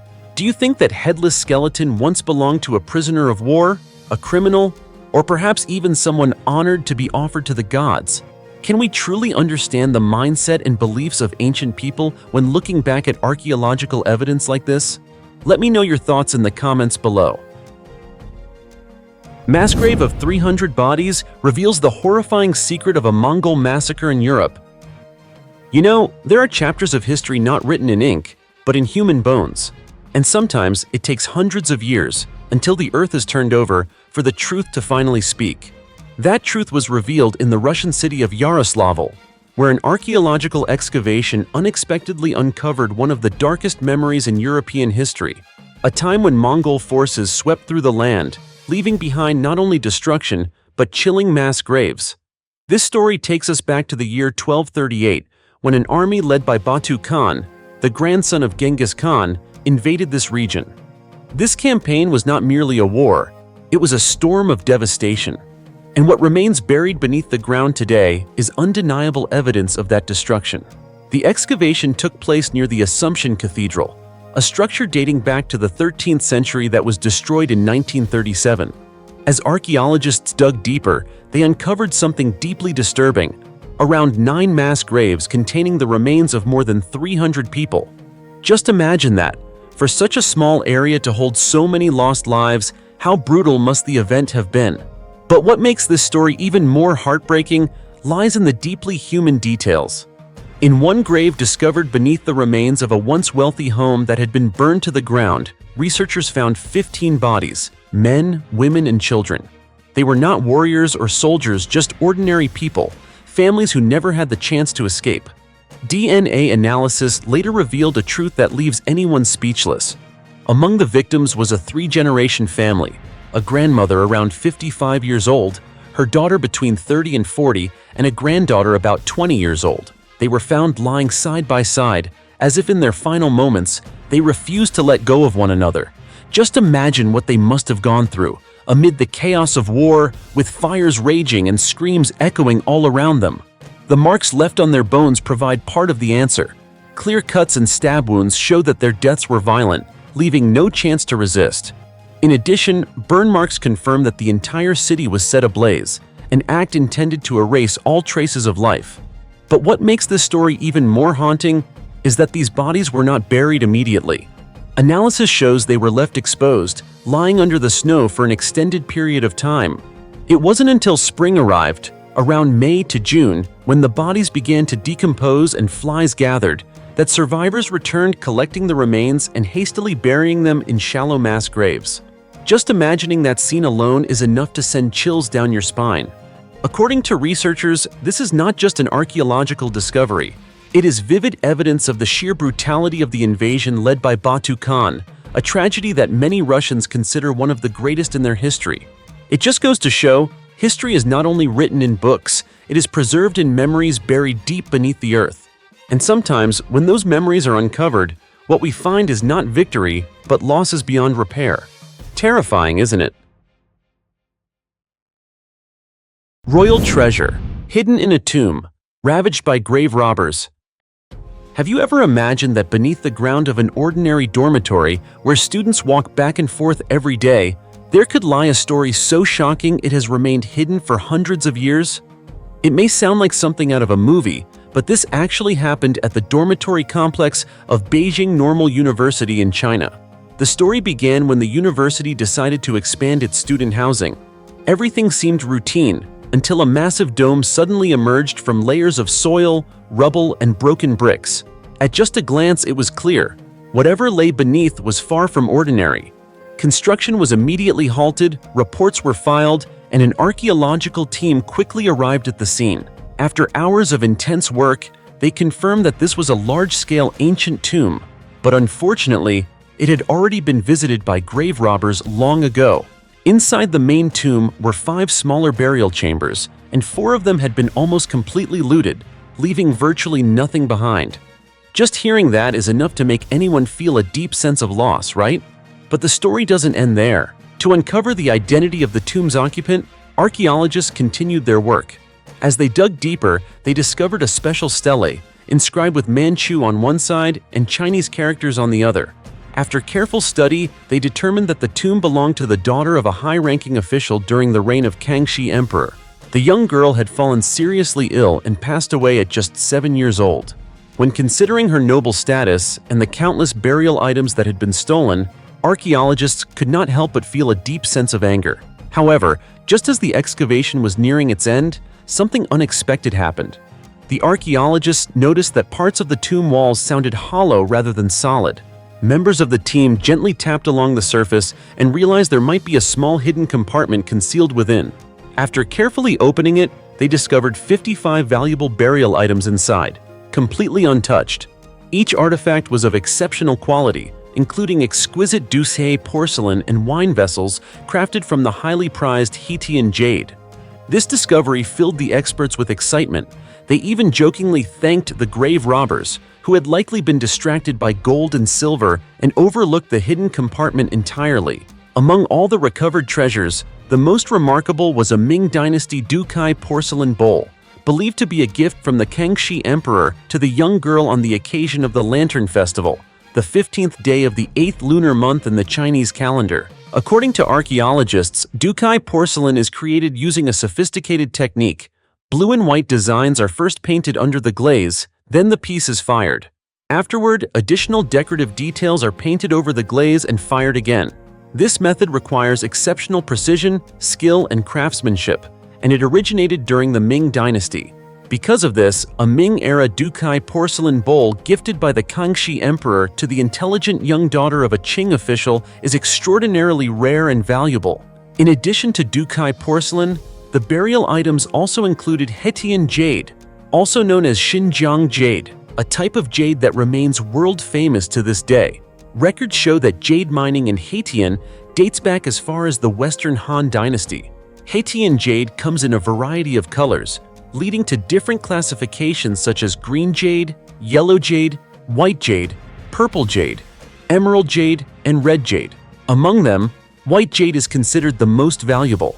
White jade, also known as mutton fat jade, is distinguished by its creamy white color, smooth luster, and translucent purity, free of impurities. It is regarded as the finest grade of Haitian jade. For that reason, white jade was reserved exclusively for imperial use, crafted into seals and ceremonial ornaments for emperors. It symbolized the virtues of a noble person and represented power held above all others. Hearing all of this, doesn't it send a chill down your spine? On one side, there is the greed of grave robbers. On the other, the remarkable ingenuity of ancient people who found ways to hide their most precious treasures. And in the end, history itself preserved a secret for us, one that might have been lost forever if uncovered just a little differently. 3 impossible to replicate treasures from a 2,000-year-old tomb, revealing the peak of ancient craftsmanship. Have you ever imagined that beneath a modest hill, less than about 1,000 feet above sea level, there could be a secret so astonishing that it would leave the entire archaeological community holding its breath for months? It may sound unbelievable, but in Baoding City, Hubei Province, China, such a story truly unfolded, and it all began with something as ordinary as blasting a mountain to build an air raid shelter.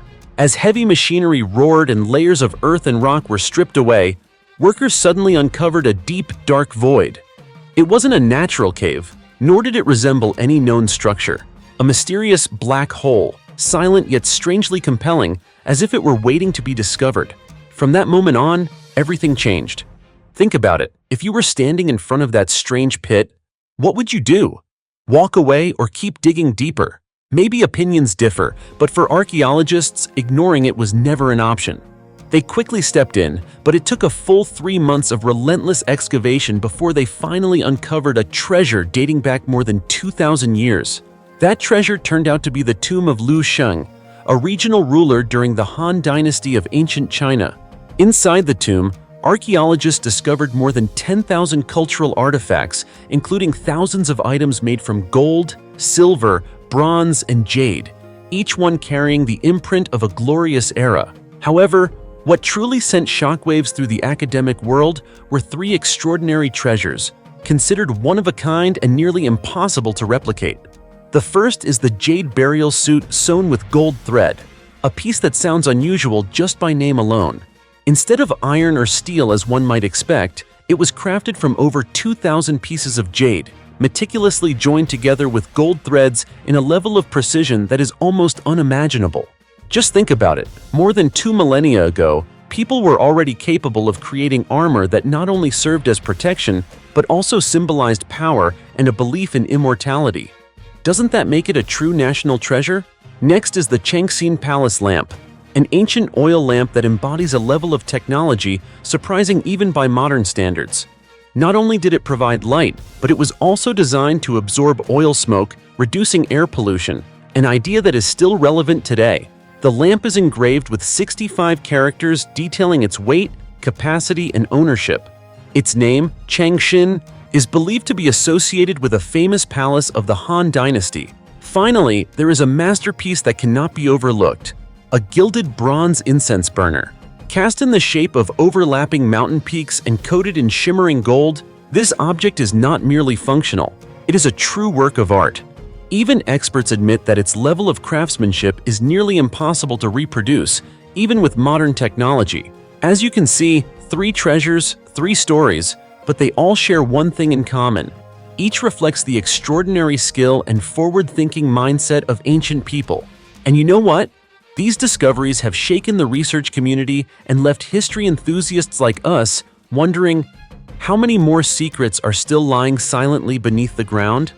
A low hill, a mysterious dark pit, and a 2,000-year-old tomb.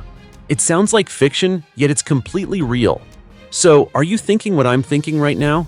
That beneath our very feet, there are still countless undiscovered treasures, waiting for a single moment of chance to finally emerge into the light?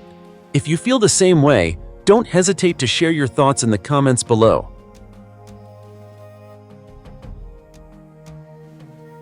The weapon cache, buried beneath the tomb of Shi Huang, the untold secret of 700,000 people. Did you know that deep beneath the ground in China, there lies a massive weapons cache that has remained silent for over 2,000 years? No light, no human traces, yet it contains an entire army prepared for the afterlife? This is the hidden arsenal of one of the most powerful figures in Chinese history, Shi Huang. His tomb is not simply a burial site, it is more like a fully constructed underground world, meticulously built beneath a hill over many years. It is believed that surrounding the tomb is a moat filled with mercury, a mysterious detail that still makes scientists cautious when conducting research. This place continues to guard the secrets of China's first emperor, who died in 210 BC after unifying 6 warring states into a single nation, secrets that, to this day, have not been fully uncovered. About 650 feet southeast of the main tomb lies a special area known as K9801, considered by archaeologists to be the largest burial pit ever discovered within the complex. Covering more than 140,000 square feet, this site resembles a massive storage facility enclosed between 2 protective walls. But what truly sends chills down your spine is not its size, it's what was found inside. Can you guess what they discovered?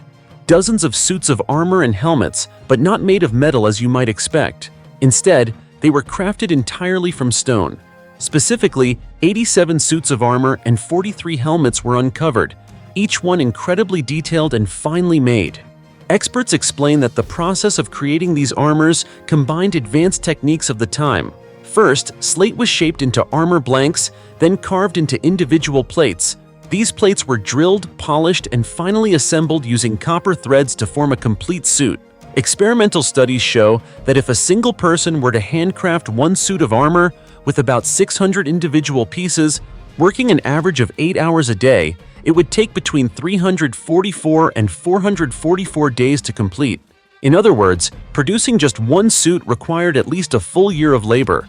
Yes, you heard that right. Not weeks, not months, but an entire year to create a single suit of armor. And yet, dozens of them were found here. In fact, estimates suggest that the entire burial complex may contain thousands of such suits. Altogether, experts believe more than 5 million stone pieces were used to create these armors and helmets. Just imagine how much labor that would require. It is estimated that up to 700,000 workers, mostly prisoners and slaves, were mobilized to construct this massive complex. But the most chilling part is this. After the work was completed, many of them may have been executed to keep its secrets hidden. And the discoveries don't stop there. Excavations have also uncovered horse harnesses, chariot components, bronze axes, arrowheads, and more, all indicating that this is not merely a burial site, but truly an underground weapons depot, a silent army ready to serve the emperor even in the afterlife. According to Chinese historical records, Shi Huang was born in 259 BC, the eldest son of the king of the Qin state. one of the 6 major states in ancient China. These states fought one another for over 200 years before he conquered them all, unifying China and declaring himself emperor. When he died, Shi Huang was buried in one of the most magnificent tombs ever constructed in China. It is a vast complex of tombs and palaces, larger than a city, with underground chambers filled with soldiers, concubines, servants, and all the necessities the emperor would need in the afterlife. Today, the site has become a major attraction for tourists and researchers from around the world. Yet the secrets hidden within the emperor's tomb remain unsolved, and archaeologists continue their exploration. So what do you think? If one day the final chamber of this tomb is opened, what will we find? A magnificent treasure or truths even more terrifying than anything history has ever recorded? The mysterious spiral well. When we think of a well, most of us probably picture simple rustic wells in rural areas, places where farmers draw up bucket after bucket of cool water for their daily needs. But as time has passed and modern society has continued to develop, those wells have gradually faded into memory. Today, people use running water, more convenient, cleaner, and far more efficient. Old wells have been abandoned, covered in moss, overgrown with weeds, and even in cities, finding an intact traditional well has become increasingly rare. And yet, among the thousands of wells that once existed, there is one so unique that it has become a famous tourist destination, attracting thousands of visitors each year, a structure both ancient and astonishingly unusual. You might not believe it, but this one-of-a-kind well is located in a small village in Shandong, China, a place that once went unnoticed but has now gained widespread attention on social media after a single viral photo. This remarkable well is found in Zhangpinghua Village, Xintai City, Shandong Province. Just hearing the name, you might not recognize the location at all. But ever since images of this spiral well began circulating online, it has become one of the hottest check-in spots in the area. Unlike ordinary wells, which are simply deep circular shafts, the well in Zhangpinghua is an entire architectural structure hidden underground.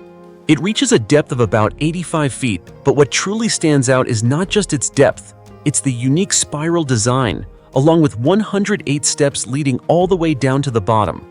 This feature makes visitors feel as though they are embarking on a mysterious journey into the earth, almost like stepping into a dragon's cave from an ancient legend. The stair railings are intricately carved with images of winding dragons, creating an atmosphere that is both majestic and solemn, yet deeply enchanting and mysterious. But behind this breathtaking beauty lies a deeply moving story of human resilience in the face of harsh natural conditions. In the past, this region suffered from severe water shortages, especially during drought seasons. To get water, villagers had to travel dozens of miles, crossing hills and rough terrain just to carry buckets of water back home. Life was difficult and full of hardship, which drove them to change their fate by building a well right in their village. But this was no ordinary well. They invited geological experts to study the land, and after careful planning, they decided to construct a spiral-shaped well to best utilize the terrain and access stable underground water sources. From the day the well was completed, the villagers no longer had to leave their homes in search of water. They called it the Happiness Well, not only because it provided a precious water source, but because it symbolized unity, creativity, and the determination to overcome adversity. Today, the well is no longer used for daily water needs, but remarkably, it has not been forgotten. Instead, it has been transformed into a cultural symbol and a popular tourist attraction. The stone steps and intricately carved dragon motifs have been carefully preserved and restored for visitors, and it only took a single aerial photograph shared online for the world to take notice. From an unknown rural structure, it has risen to become a social media phenomenon, drawing visitors from all over who come to admire its beauty, take photos, and listen to the meaningful story behind every step. So you see, what may seem like a simple water well can, in fact, become a symbol of history and culture, a testament to human perseverance in the face of hardship. If you ever have the chance to visit Shandong, don't forget to stop by Zhangpinghua Village. Walk down the 108 historic steps, run your hand along the dragon-carved railings, and feel the echo of time deep within the Happiness Well, a place where past and present meet in the most poetic way. 1,300-year-old royal tomb discovered beneath an elementary school playground. Have you ever imagined that right beneath a schoolyard, where children run, play, and kick soccer balls every day, there could be a secret buried for more than 1,300 years? It sounds unbelievable, but that's exactly what happened at Xiaojingyu Elementary School in Taiyuan City, Shanxi Province, China, when workers were constructing a sports field. What seemed like an ordinary project suddenly took a dramatic turn. After just a few shovelfuls of earth, they accidentally uncovered an ancient royal tomb dating back to the Tang dynasty. And when it comes to this period, you probably already know. It's widely considered one of the peaks of Chinese history, an era when culture, art, and imperial power flourished brilliantly. Because of that, discovering a tomb believed to belong to royalty beneath the ground is like opening a doorway straight into that glorious past. As they ventured deeper inside, the scene left everyone astonished. Instead of ruins or faint traces, they found an entire burial chamber system that remained remarkably well preserved. The wall paintings still retained their colors and clear details, each one seemingly telling stories from a distant era. Alongside them were finely crafted ceramic artifacts, preserved almost perfectly, giving the impression that time itself had somehow forgotten this place. Just think about it, a space buried for centuries, yet still maintaining such beauty. Its owner must have been far from ordinary, right? And indeed, according to experts, the tomb most likely belonged to a member of the Tang royal family. However, what makes this discovery even more fascinating is that the true identity of the person buried inside remains unknown. At this point, you're probably wondering, just like everyone else, who was this person? A prince? A princess? Or some powerful figure lost to history? Unfortunately, for now, those questions remain unanswered. And it is precisely this mystery that has made the tomb a focal point for archaeologists. But uncovering its secrets is no simple task. The tomb lies directly beneath the active school grounds of Xiaojingyu Elementary, where students continue to study and play every day. This means that every excavation step must be carried out with extreme caution. Large-scale digging isn't an option, and nothing can compromise the safety of the children. As a result, experts have been working closely with school officials to develop the most careful and comprehensive excavation plan possible. Every step must balance two priorities: preserving the historical value of the tomb while ensuring that the surrounding learning environment remains undisturbed. It may sound straightforward, but in reality, it's an incredibly complex challenge. And here's the most intriguing part. This is only the beginning. What has been uncovered so far is just the tip of the iceberg. To truly understand the story behind this tomb, archaeologists will need to dig deeper, study more carefully, and possibly spend many more years researching it. And by the time that story is fully revealed, one thing is certain: it may become even more chilling than anything we've discovered so far. Invaluable treasure in a 2,000-year-old tomb. In the world of ancient China, the concept of death was never simply the end of life. Instead, it was seen as a gateway to another realm, a place where the soul continued to exist and where the living were responsible for preparing a rich and complete afterlife for the deceased. From this deep-rooted belief, one of the most distinctive aspects of ancient Chinese culture was formed. Elaborate tombs, priceless burial goods, and above all, a strong emphasis on status and identity reflected in every detail of burial practices. And when it comes to tombs that have left later generations in awe, one cannot overlook the fascinating story surrounding the resting place of Liu Mao, a feudal king of the Han dynasty, whose jade coffin was so extraordinary that even notorious grave robbers hesitated before it. Buried more than 2,000 years ago, the tomb of Liu Mao is one of the most astonishing archaeological discoveries, remarkable for both its opulence and its mystery. Strangely, although the tomb had been looted in the past, its most valuable treasure, a coffin crafted entirely from jade, was left untouched. Meanwhile, smaller valuables such as gold nails and metal objects were taken. This raises a question that continues to intrigue many. Why was such an invaluable artifact left behind? Was its spiritual significance so overwhelming that even grave robbers feared it? Or was it simply too massive and structurally complex to move? To this day, these mysteries remain unanswered, only deepening the historical and mystical significance of the tomb. According to historical records, Liu Mao was the son of Liu Ying and a grandson of Liu Bang. After his father passed away in 174 BC, Liu Mao inherited the title and became one of the most powerful feudal lords under the Western Han dynasty. However, his glory did not last long. Just 2 decades later, he became one of 7 kings who rebelled during the reign of Emperor Jing of Han. This uprising is recorded in history as the Rebellion of the Seven States, a major event that shook the Han court and led to severe consequences. All 7 feudal rulers were ultimately defeated, either executed or forced to take their own lives to preserve their honor. Liu Mao was no exception. He chose death in 154 BC, bringing an end to a short yet turbulent life, but leaving behind a legacy buried deep beneath the earth, one that would astonish future generations more than 2 millennia later. The tomb, with its jade coffin, stands as a symbol of the immense wealth and power that a Han-era feudal lord could attain. To ancient people, jade was not merely a precious material. It carried sacred meaning, symbolizing immortality and the eternal protection of the soul from evil. Layers of jade pieces, joined together with gold or silver threads to form burial suits or coffins, are a testament to the extraordinary craftsmanship and the deep reverence for funeral rituals in ancient Chinese culture. Today, the story of this jade coffin, the life of Liu Mao, and the historical significance of the Rebellion of the Seven States not only enrich our understanding of Chinese history, but also inspire admiration for a civilization that reached remarkable heights in both power and spiritual belief. This is more than just an archaeological discovery. It is a gateway into the soul, beliefs, and timeless aspirations for immortality held by ancient people, echoing even to this day. 6.2-ton treasure beneath a house foundation in China. On what seemed like an ordinary morning in Cha village, part of Jingdezhen city in Jiangxi province, long known across China as the porcelain capital for more than 1,700 years, a group of villagers was laying the foundation for a new house when they unexpectedly struck a hidden treasure. But this was not gold, jade, or jewels. Instead, it was hundreds of thousands of ancient coins, caked in mud, lying silently underground for more than 800 years.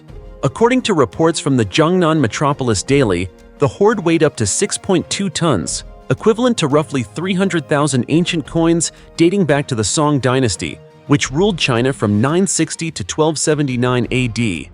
The discovery immediately shocked the entire village, not only because of the sheer scale of the treasure, but also because of the historical mysteries it might reveal. As soon as the news spread, local authorities and archaeological experts from the Jiangxi Provincial Museum quickly stepped in. An official excavation began on October 22, just days after the discovery. Police were also deployed to secure the site, preventing unauthorized digging that could disturb valuable archaeological remains. Beneath layers of hardened soil, container after container of coins was brought to the surface. Most were heavily oxidized, covered in the green patina typical of aged bronze. While their current monetary value is not particularly high, since these coins were common during the Song dynasty, their archaeological value is immense. Each coin serves as a vital clue in reconstructing the economic, commercial, and social life of one of the most prosperous periods in Chinese history. According to Feng Ruxin, head of the local museum, there are 2 most plausible theories regarding the origin of this massive hoard. First, it may have belonged to a group of wealthy merchants who buried their assets to protect them during times of war or instability. Second, it could have been the holdings of an early form of private bank, a primitive financial institution that offered currency exchange and safekeeping services for local residents. Although the exact origin remains unclear, evidence suggests that the coins were buried hastily, without any special protective structure, possibly indicating that the owner encountered an unexpected disaster and never returned to retrieve them. One of the reasons this discovery is so significant lies in the historical context it reflects. The Song dynasty is known for its highly developed monetary economy, expansive trade networks, and major advancements in coin minting technology. The coins themselves, while similar in appearance, mostly bronze with square holes in the center, represent various reign periods, spanning from the time of Emperor Tisul of Song to Emperor Ningzong of Song. According to Feng, the process of cleaning, analyzing, and classifying the entire collection is expected to take 2 to 3 years, due to the precision and care required at every stage. But the story doesn't end there. Even after the official excavation was completed, many villagers continued digging around the area in hopes of finding more treasure. Some families even paused construction on their homes to search for a chance at newfound wealth beneath their land. The event quickly became a trending topic across media outlets and history forums, as images of ancient coins packed into sacks and wooden crates spread widely on Chinese social media. This unexpected discovery is not only significant from an archaeological perspective, it also sparks curiosity and a deep sense of wonder in modern people about a past that was both glorious and turbulent. Hundreds of years may have passed, and time may erase what lies on the surface, but deep beneath the ground, history continues to tell its story quietly, through each coin, each layer of soil, and each forgotten event buried by time. And it is through discoveries like this that we truly understand the invaluable role of archaeology, to revive what was once lost, and to restore history to every brick, every grain of earth that might otherwise seem lifeless. More than 800 years later, the treasure beneath Cha village is not just a relic of a bygone era, it is a powerful symbol of the connection between the present and the distant past. Once again, history speaks, not through words, but through silent pieces of metal resting beneath the soil, reminding us that beneath every step we take, there may lie an entire chapter of history waiting to be uncovered. The sacred wood that slept for 10,000 years, a treasure worth hundreds of billions in China. Just imagine this scene, an ordinary construction site, excavators digging through the earth as usual. Everyone expects nothing more than concrete, sand, and rock. But then, at a depth of about 33 feet, the shovel suddenly hits something unusual. Not stone, not metal, but a massive tree trunk that has lain silently underground for thousands of years. Just hearing that sends chills down your spine, doesn't it? And yet, this really happened in 2021 at a construction project in Mianyang, Sichuan province. At around 9 p.m. on August 31st, while workers were digging the foundation for 2 buildings, the excavator suddenly stalled. The operator sensed something wasn't right and immediately reported it. When the management team arrived to inspect, they were stunned. The object buried underground was no ordinary material, but a gigantic piece of wood. The deeper they dug, the more astonishing it became. The trunk measured about 5 feet in diameter and nearly 130 feet in length. So massive that it took 3 full days just to clear the surrounding area and lift it out of the ground. What's even more remarkable is that despite being buried for so long, the wood remained largely intact. Just think about it. What could have allowed it to survive for thousands of years like that? Immediately after the discovery, the area was sealed off. The project owner wasted no time reporting it to local authorities and police. Heavy machinery was brought in to transport this treasure to a temporary storage site. By mid-September, experts from museums and professional associations were invited to assess the find. The conclusion left everyone in shock. This was ancient buried wood, also known as sacred wood of the East. So what exactly is this material that causes such excitement? Simply put, it is the remains of ancient trees that were buried underground for thousands of years. In oxygen-poor conditions, and through a natural carbonization process, the wood transforms into a highly unique material. Its color ranges from brown and gray to deep black, almost like charcoal, mysterious in appearance and extremely valuable. According to experts, the tree discovered in this case is estimated to be between 3,000 and 10,000 years old. Just hearing those numbers is staggering. Its estimated value is no less than 100 million yuan, and it could even be considered priceless due to its rarity. In ancient times, especially during the Ming and Qing dynasties, this type of wood was used in imperial palaces and even for coffins of emperors. Hearing this, doesn't it make you wonder why such a treasure could lie hidden underground for so many years without anyone knowing? In reality, discoveries like this often come down to pure chance. Back in 2016, a similar piece of wood was revealed after Typhoon Haima, when floodwaters washed everything away and accidentally exposed a 11.5 feet section beneath a river. Returning to this discovery, once its value was confirmed, the project owner decided to hand the entire trunk over to local authorities for proper preservation, a decision widely praised. Because finds like this are not just assets, but part of natural and historical heritage. You see, sometimes the greatest wonders lie right beneath our feet, waiting for a single moment of chance to reveal themselves. One tree trunk, one swing of an excavator, and suddenly a story spanning thousands of years comes back to life. Isn't that fascinating? Ancient tomb containing 46 glowing coffins. In late December 2006, residents in Shuiku, Jinghan County, Jiangxi Province, China, were using explosives to break rocks for highway construction. During the process, they began to hear strange sounds coming from deep underground. The irregular and inconsistent blasts led them to suspect that there might be unusual hollow spaces beneath the surface. Shortly after hearing these sounds, local residents quickly gathered to inspect the area where the rocks had been blasted. They discovered a deep pit, about 43 feet down. Inside the pit was an enormous ancient tomb filled with valuable artifacts. Even more astonishing, beneath the main burial site, they uncovered 46 identical coffins buried alongside the tomb's owner. Faced with this unexpected situation, the workers immediately reported it to local authorities and archaeologists.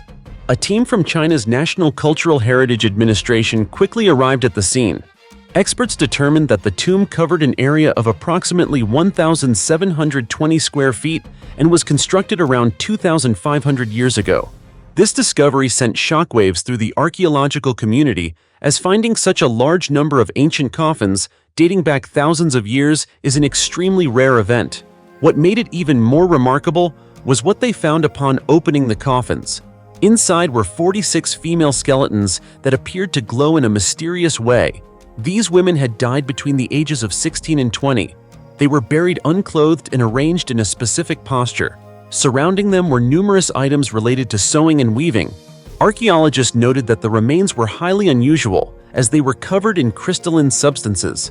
These crystals were clear like glass and emitted a green, jade-like glow in the dark, with the largest crystal measuring up to about 3.3 inches in length. None of the experts present had ever encountered anything like this before. The tomb is believed to be the resting place of Zhang Yu, a ruler of the state of Shu, a small vassal state that existed from the Xia to the Western Zhou periods of ancient China. Based on the number of skeletons, the burial method, and the young ages of the women, researchers believe they may have been victims of sacrificial burial practices. To ensure that he would continue to live in luxury in the afterlife, King Zhang Yu is thought to have forced palace seamstresses to die alongside him. It is believed that these women may have been poisoned, possibly by consuming toxic watermelon. The glowing effect of the remains may be explained by compounds that formed luminescent crystals within the coffins, including ferric phosphate and other unidentified fluorescent substances. Over the course of 2,500 years, these toxic compounds may have transformed into materials capable of emitting light. However, despite these theories, the phenomenon of glowing skeletons has not yet been fully explained by science and remains a mystery in the field of archaeology. Dear friends, even though a great deal of time and effort has gone into researching and understanding these discoveries, many archaeological findings still spark intense debate when it comes to accepting them as truth. But that's the nature of archaeology. It has a unique way of captivating those who are passionate about exploration. So what do you think about these discoveries? Share your thoughts in the comments below. And don't forget to give the Ancient History channel a like and subscribe so you won't miss out on more fascinating discoveries. For now, goodbye, and see you in the next video.